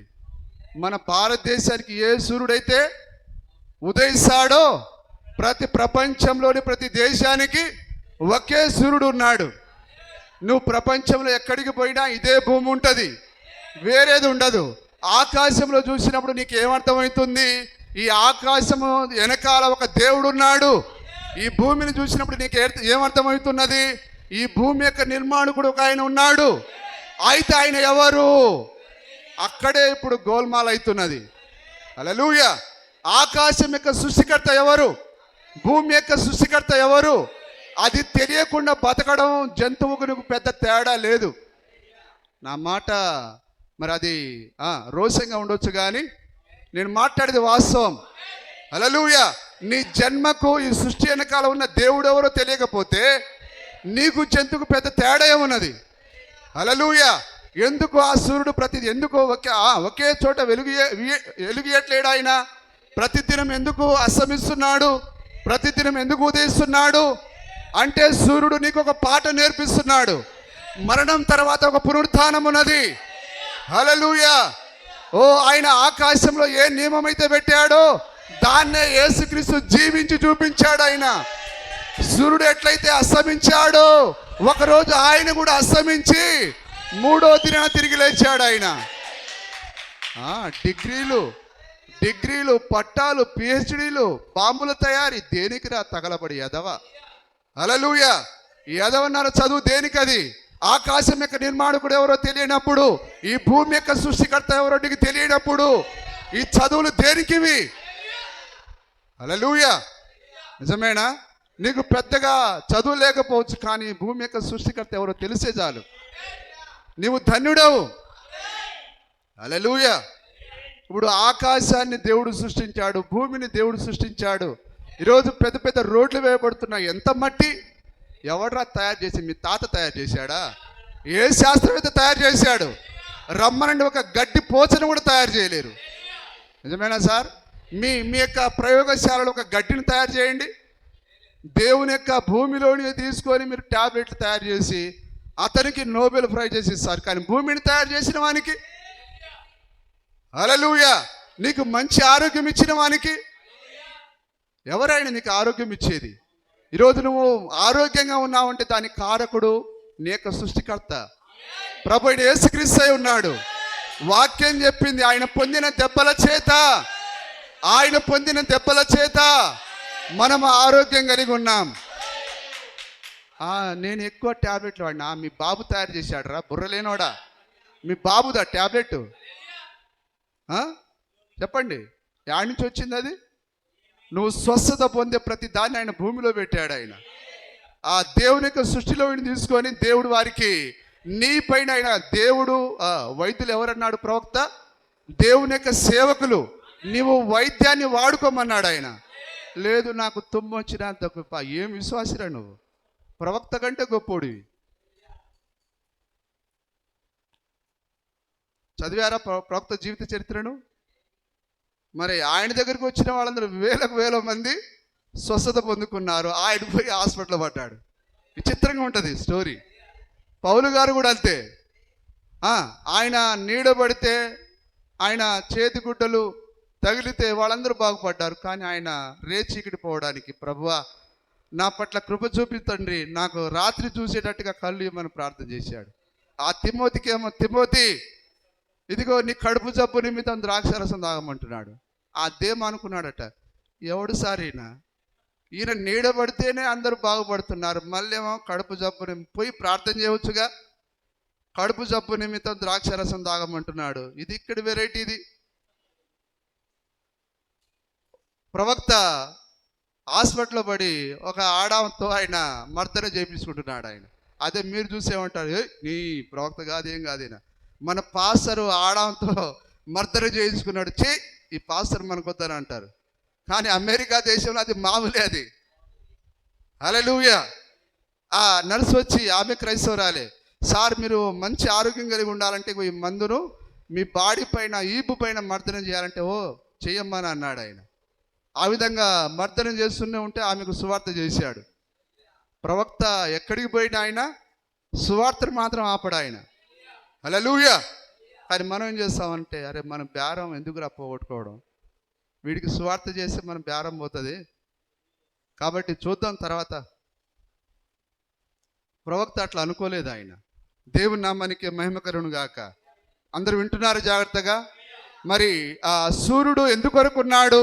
నీకు నీ పంటలు పండించేదానికి కాదు, ఒక వెలుగునిచ్చేదానికే కాదు, కానీ అతడు సువార్తను ప్రకటిస్తున్నాడు.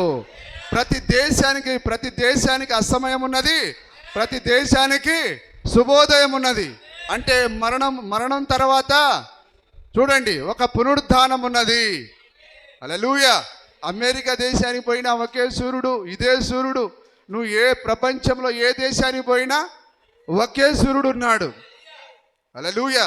మరి చూడండి, ఇప్పుడంటే ఫోన్లు వచ్చాయి, ఇప్పుడంటే జ్ఞానం వచ్చింది, కానీ మరి మనుషులు నానా రకాలైన ప్రజలు ఉన్నారు ఇక్కడ.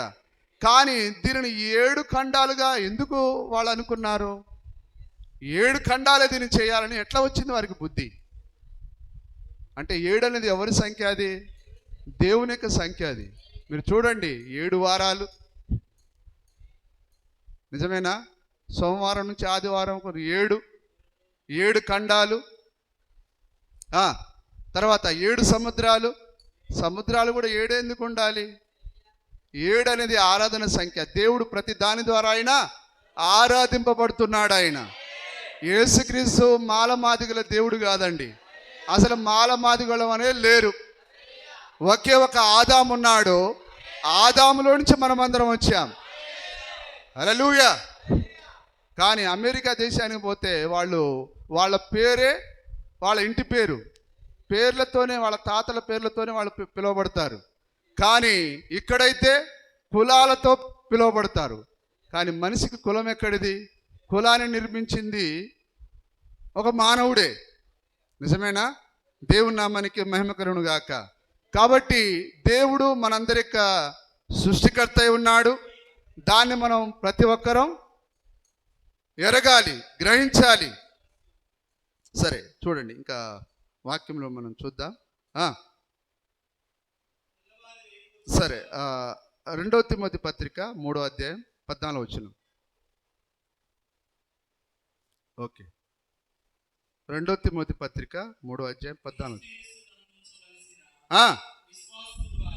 విశ్వాసం ద్వారా కలిగించుటకు శక్తిగల. ఇప్పుడు పాస్టర్లకి మాట ఏమైనా కనిపిస్తున్నదా? శక్తిగల పరిశుద్ధ లేఖనము. శక్తిగల స్వస్థత లేదు, శక్తిగల అద్భుత కార్యాలు లేవు, శక్తిగల ప్రవచన వరాలు లేవు. కానీ ఒకే ఒకటి శక్తి కలిగినది, అదే పరిశుద్ధ లేఖనమై ఉన్నది. ఆ లేఖనమును ఏమన్నారు? వాక్యం అన్నారు. కాబట్టి ఈరోజు మనం చేపట్టవలసి, ఇప్పుడు పౌలు గారు తిమోతికి రాస్తున్నాడు అంటే మొట్టమొదటగా ఎవరికి పట్టుండాలి వాక్యం పైన?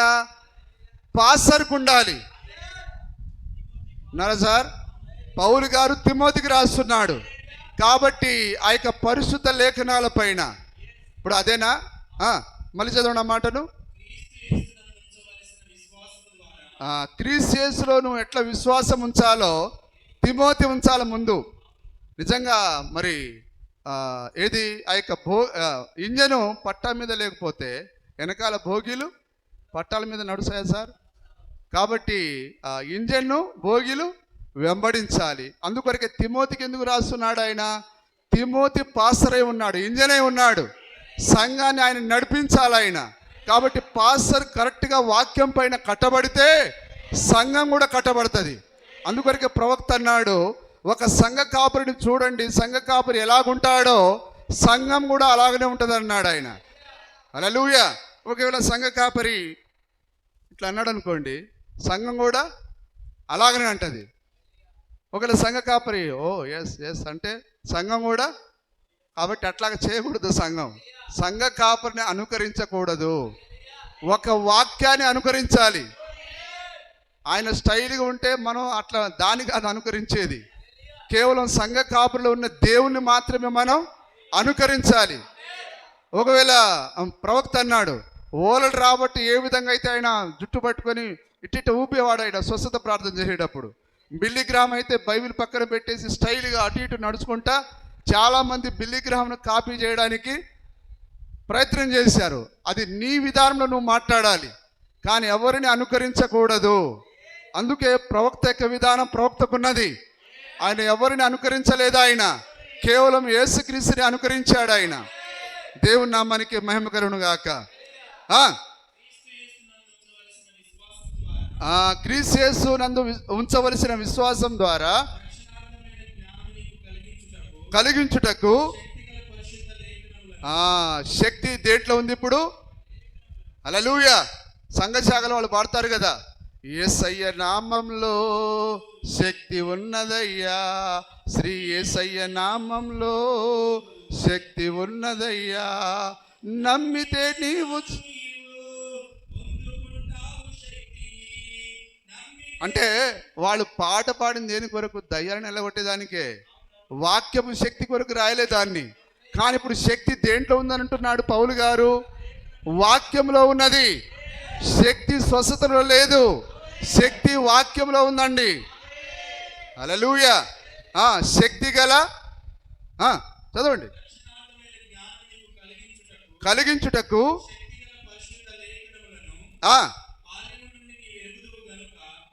అది దేంట్లో ఉంది చెప్పండి? ఇప్పుడు పాటలో లేదు. చాలామంది పాటలు పాడతారు కానీ వాక్యాన్ని చేయరు, వాక్యాన్ని వెంబడించరు. కానీ ఇప్పుడు మన శక్తి ఎక్కడున్నది? అందుకొరకు ఆయన మరణాన్ని దేని ద్వారా జయించాడు? ఆయన వాక్యం ద్వారా. హల్లెలూయా. కాబట్టి నీ లోపల పరిశుద్ధాత్మ వచ్చి నివాసం చేయాలంటే నీవు వాక్యాన్ని వెంబడించాలి. నేను నా తండ్రి ఏకమై ఉన్నామన్నాడు ఆయన. ఎక్కడైతే వాక్యం ఉంటుందో అక్కడ ఆయన వచ్చి నివాసం చేస్తాడు. నీవు వాక్యాన్ని కలిగి ఉన్నావనే దానికి అదొక్కటే రుజువు. హల్లెలూయా. మేము వాని ఎద్దకు వచ్చి నివాసం చేతుము అన్నాడు. మేము అంటే ఎవరు? వాక్యము మరియు పరిశుద్ధాత్మ. అంటే మేమంటే మళ్ళీ ఇద్దరు కాదు, వాక్యమే పరిశుద్ధాత్మ, పరిశుద్ధాత్మయే వాక్యము. నేను నా తండ్రి ఏకమై ఉన్నామని అన్నాడు ఆయన. దేవుని నామానికి మహిమ కలుగును గాక. సరే, చివరిగా మరొకటి చూద్దాం. లూకా సువార్త 24వ అధ్యాయం 44వ వచనం.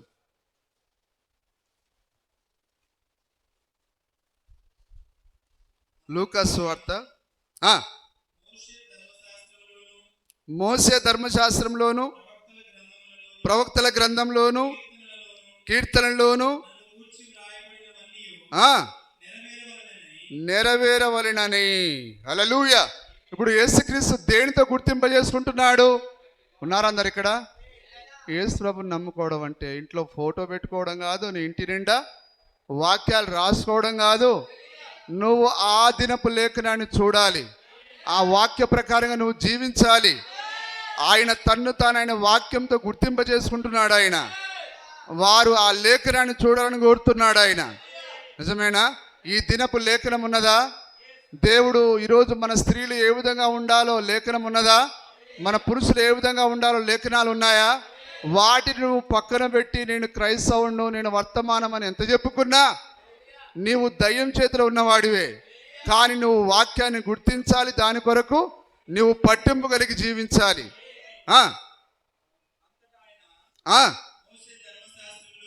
సరే, తర్వాత మనం మరొక వాక్యం చదువుదాం. యెహోషువ గ్రంథము 1వ అధ్యాయం 8వ వచనం. యెహోషువ గ్రంథము 1వ అధ్యాయము 8వ వచనం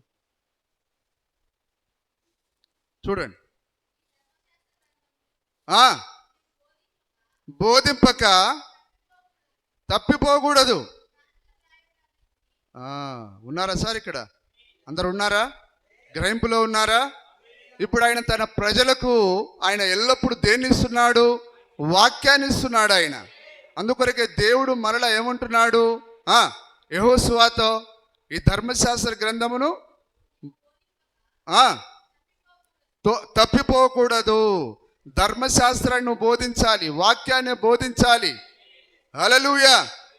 నువ్వు చర్చికి వస్తే నీ రోగాలు పోతాయి, నీకు డబ్బులు వస్తాయి, నువ్వు ఇంకా పొలాలు కొంటావు, ఈ మాయదారి మాటలు చెప్పకూడదు. హల్లెలూయా. సోదరుడా, ఇదిగో నువ్వు దేవుని కొరకు జీవిస్తే నువ్వు మరణం తర్వాత నీకు ఒక నిత్య జీవం ఉన్నది. నిజమేనా? అది అసలైన దాన్ని నువ్వు చెప్పాలి ప్రజలకి. గ్రంథమును తప్పిపోకూడదు, దానిలో రాయబడినది వాటన్నిటి ప్రకారము ఉన్నారు. జాగ్రత్త పడతారా? ఈరోజు స్త్రీలకు జాగ్రత్త ఉన్నదా? ఏం కాదు సార్, నా జుట్టు మొన్ననే ఒక ఆమె ఎగుడు దిగుడు ఉందని చెప్పింది, కత్తిరి తీసుకొని సమానంగా కత్తిరిస్తా అంటే నీకు వాక్యం పట్ల జాగ్రత్త ఉన్నదా? హల్లెలూయా. ఏందమ్మా పెళ్ళికి పోతే మొన్న ఒక ఆమె ముండ్రాల్లాగా ఉన్నావు, కనీసం చిన్న బొట్టు బిల్ల కూడా పెట్టుకోకూడదా? జాగ్రత్త ఉన్నదిగా వాక్యం పట్ల. మరి అసలు పౌడర్ కూడా పూసుకోకూడదా? కొద్దిగా మేకప్ వేసుకుంటే ఏమవుతుంది? జాగ్రత్త ఉందా వాక్యం పట్ల? ఇప్పుడు ఏం కావాలి సంఘానికి? వాక్య విషయంలో జాగ్రత్త కావాలి. హల్లెలూయా. జాగ్రత్త పడినట్లు దీవారాత్రులు దాన్ని ధ్యానం చేసే, దీవారాత్రులు ప్రార్థన చేసే నీతిమంతుడే రక్షింపబడుట దుర్లభమని ఉంది. కానీ చాలామంది వాక్యం చదవకుండా, దేవుని గురించి ఆలోచన చేయకుండా ఆదివారం ఎల్లయ్యా వత్తన సార్, ఎస్ సార్ ఆదరేసుకొని పోదామని చూస్తున్నారు. పోండి పోండి, మీకు ఏ పరలోకం ఉందో ఎవడికి తెలియదు అది. హల్లెలూయా. కానీ వాక్యాన్ని నువ్వు తప్పుపోకూడదని అంటున్నాడు ఆయన. నీకు ఎంతంటే నీ ప్రాణము కంటే నువ్వు వాక్యాన్ని ఎక్కువగా ప్రేమించాలి. స్నానం చేస్తున్నా నువ్వు దేవుని వాక్యం గురించి ఆలోచన కలిగి ఉండాలి. తింటున్నా దేవుని వాక్యం గురించే. హల్లెలూయా. సరే, కాబట్టి మన ప్రియుడు తన ప్రియురాలు గురించి ఆయన ఒక గొప్ప ఉద్దేశాన్ని కలిగి ఉన్నాడు. ఆయన ప్రియురాలు పైన ఆయనకు 100% నమ్మకం ఉన్నది. ఆమె ఆయన కోరినట్టుగా ప్రార్థన చేస్తుంది, ఆయన కోరినట్లుగా వాక్యం చదువుతుంది, ఆయన కోరుకున్నట్లుగా వర్తమానం చదువుతుంది. ఆమె ఎల్లప్పుడూ ఆయన గురించి ధ్యాస మాత్రమే ఉంటుంది. హల్లెలూయా. నీవు లేచినది మొదలుకొని నిద్రించేంత వరకు ఆయన ధ్యాసలోనే ఉండాలి. ఎందుకంటే నిన్న ఆయన తన ప్రాణము కంటే అధికంగా ప్రేమించాడు. ఆయన నీ కొరకు తన సర్వస్వాన్ని ధారపోసాడు. ఆయన తన యొక్క చివరి రక్తపు బొట్టు నీ కొరకే ధారపోసాడు ఆయన. హల్లెలూయా. నువ్వు ఎక్కడున్నా, ఏ స్థలంలో ఉన్నా నీ ప్రియులను ఎదుట పెట్టుకోవాలి. అందుకొరకే దావీదు అన్నాడు, నేను ప్రతిసారి నా ప్రభువును నా ఎదుట ఉంచుకొని ఉన్నాను అన్నాడు ఆయన. హల్లెలూయా. ఉన్నదా అట్లాంటి ప్రియురాలు ఉన్నదా ఇక్కడ? అవును, ఉన్నదని నేను నమ్ముతున్నాను. సరే, చదవండి 8వ వచనం. తప్పిపోకూడదు చేయుటకు జాగ్రత్త పడినట్లు దీవారాత్రులు దాన్ని ధ్యానించిన ఎడల. హల్లెలూయా. ఇప్పుడు నువ్వు దేవుని వాక్య ప్రకారంగా జీవించాలంటే వాక్యాన్ని ఏం చేయాలి? దీవారాత్రులు దాన్ని ధ్యానం చేయాలి, దాని గురించి నువ్వు ఆలోచన చేయాలి. హల్లెలూయా. మరి నీతిమంతుడు అంటే ఇజ్రాయెల్లో చాలామంది నీతిమంతులు ఉన్నారు. వారు దీవారాత్రులు వాక్యాన్ని ధ్యానించారు, వారు దాన ధర్మాలు చేశారు, మంచి కార్యాలు చేశారు. కానీ వారు నశించి పాతాళానికి వెళ్ళారు. మరి అందుకొరకే బైబిల్ ఏం రాయబడి ఉన్నది? నీతిమంతుడే రక్షింపబడుట దుర్లభమైతే భక్తిహీనుడను అవిశ్వాసియు ఎక్కడ నిలుతురు? ఎక్కడ నిలుస్తారు వాళ్ళు? పాతాళంలో నిలుస్తారు. హల్లెలూయా.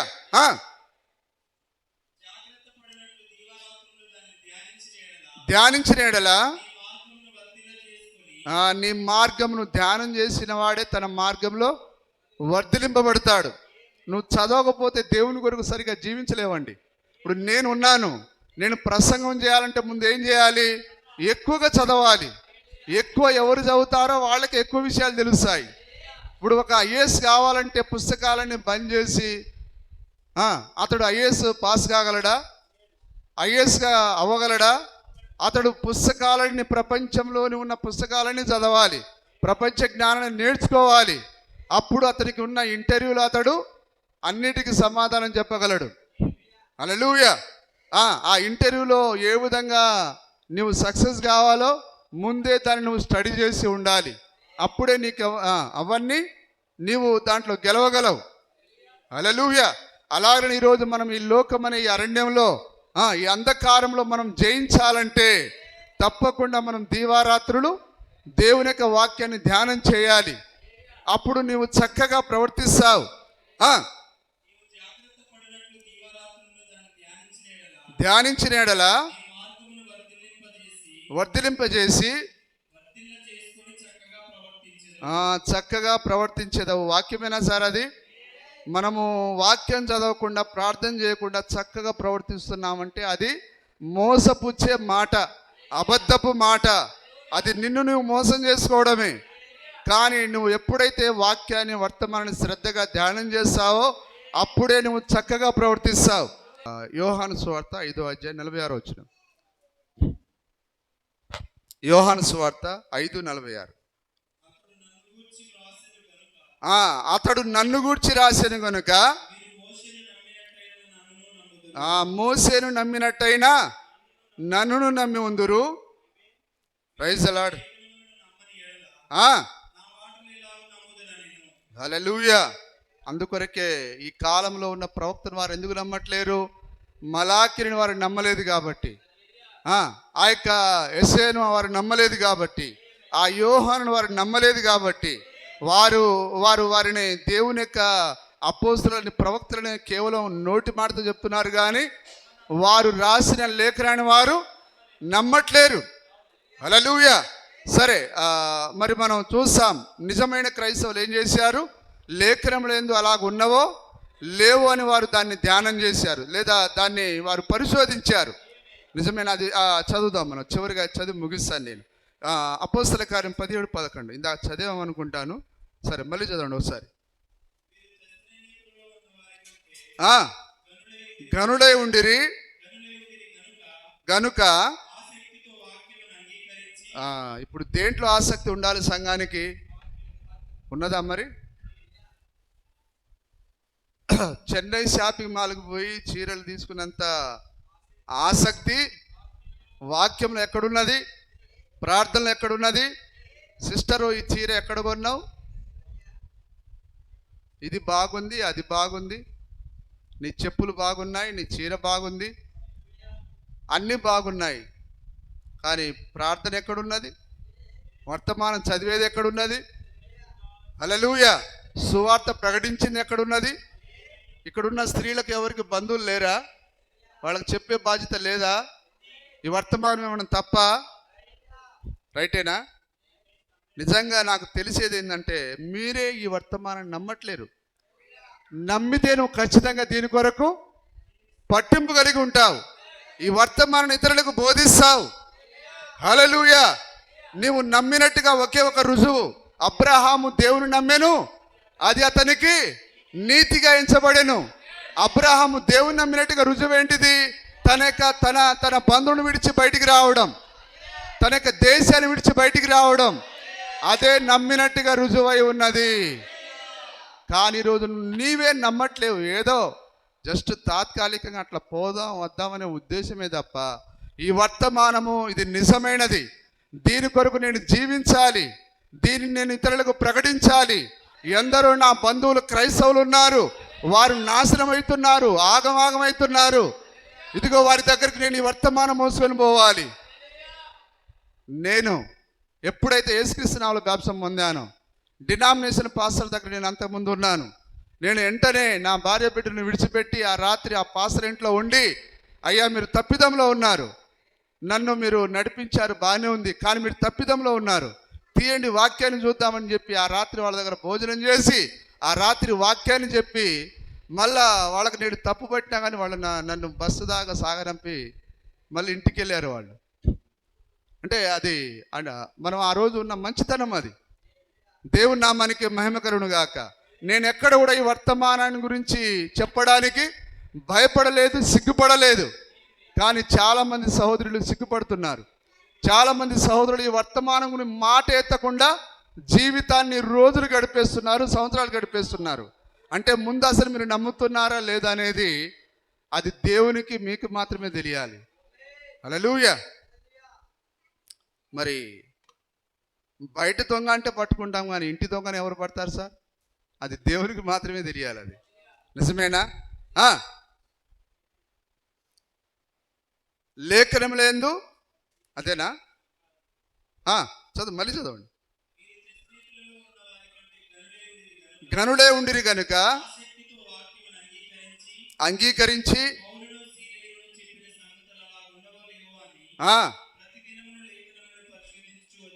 ఇప్పుడు ఈరోజు ఉండే ప్రజలకు లేఖనంలో ఆసక్తి ఉన్నదా? లేదు. వారికి దేంట్లో ఉన్నదని అంటే కరోనా వచ్చిన టైంలో మాత్రమే బతికితే చాలనుకున్నారు. కానీ ఇప్పుడు మళ్ళీ డబ్బు రోగం పట్టింది అందరికీ. పని పని పని పని. దేవుని వాక్యం చెబుతామన్నా ఇల్లు తిరిగి వాక్యం మీద శ్రద్ధ ప్రజలకు లేకుండా పోయింది. మేము ఆల్రెడీ చర్చికి వెళ్తున్నామంటే చర్చికి వెళ్తే క్రైస్తవుడవా? హల్లెలూయా. మేము ఫలాని బ్యాప్టిస్ట్ వాళ్ళు, మేము ప్రెస్బిటేరియన్, లూథరన్స్, మేము అమెరికన్స్ అంటే నువ్వు దేవుని బిడ్డవా? హల్లెలూయా. నీవు తిరిగి జన్మిస్తేనే దేవుని కుమారుడివి. నీ లోపల దేవుని ఆత్మ ఉంటేనే నువ్వు దేవుని కుమారుడివి. నీ లోపలికి దేవుని ఆత్మ ఎలాగొస్తుంది? ఎప్పుడైతే పాప క్షమాపణ కలుగుతుందో. ఎట్లా కలుగుతుంది అది? యేసుక్రీస్తు నామములో బాప్తిసం పొందుట ద్వారా. హల్లెలూయా. పరలోక రాజ్యం ఎవరికి ఉన్నది? హెబ్రోన్ వాళ్ళకి, ప్రెస్బిటేరియన్ వాళ్ళకి, లూథరన్ వాళ్ళకి లేదండి. కేవలం దేవుని కుమారులకు మాత్రమే. నువ్వు దేవుని కుమారుడిగా నిన్ను మార్చేది ఏది? వాక్యం మాత్రమే, అపోస్తల బోధ మాత్రమే. హల్లెలూయా. దేవుని నామానికి మహిమ కలుగును గాక. కాబట్టి ఈరోజు ప్రజలకు బొత్తిగా వాక్యంలో ఆసక్తి లేకుండా పోయింది. వారికి వాక్యం చెప్తామన్నా బైబిల్ తీసేటట్లు లేరు. వారు కరపత్రాలు ఇచ్చినా చదివే స్థితిలో లేరు. వారి ముందున్న ఒకే ఒక గమ్యం, అమ్మాయికి పెళ్లి చేయాలి, లేకపోతే ఒక కారు తీసుకోవాలి. వారికి ఎన్నో గోల్స్ పెట్టుకున్నారు. ఈ భూమి పైన ఏదో శాశ్వతంగా ఉండాలని. ఎందరో రాజులు వచ్చారు, రాజ్యాలు పోయాయి, వారి గుర్రాలు పోయాయి, వారి యొక్క భటులు పోయారు. హల్లెలూయా. మరి ఈ యొక్క ఆంధ్రప్రదేశ్ని ఏలిన ఎన్టీఆర్ పోయాడు, రాజశేఖర రెడ్డి పోయాడు, ఇంకా చాలామంది వచ్చారు. ఒకవేళ నువ్వు డబ్బు సంపాదించిన ఎంత సంపాదిస్తావు? నిజమేనా? అది కాదు ఇప్పుడు ప్రజలకు కావాల్సింది. దేవుని యొక్క వాక్యం కావాలి. దేవుడు ఈ మాటలు మన హృదయంలో ఫలింపజేయును గాక.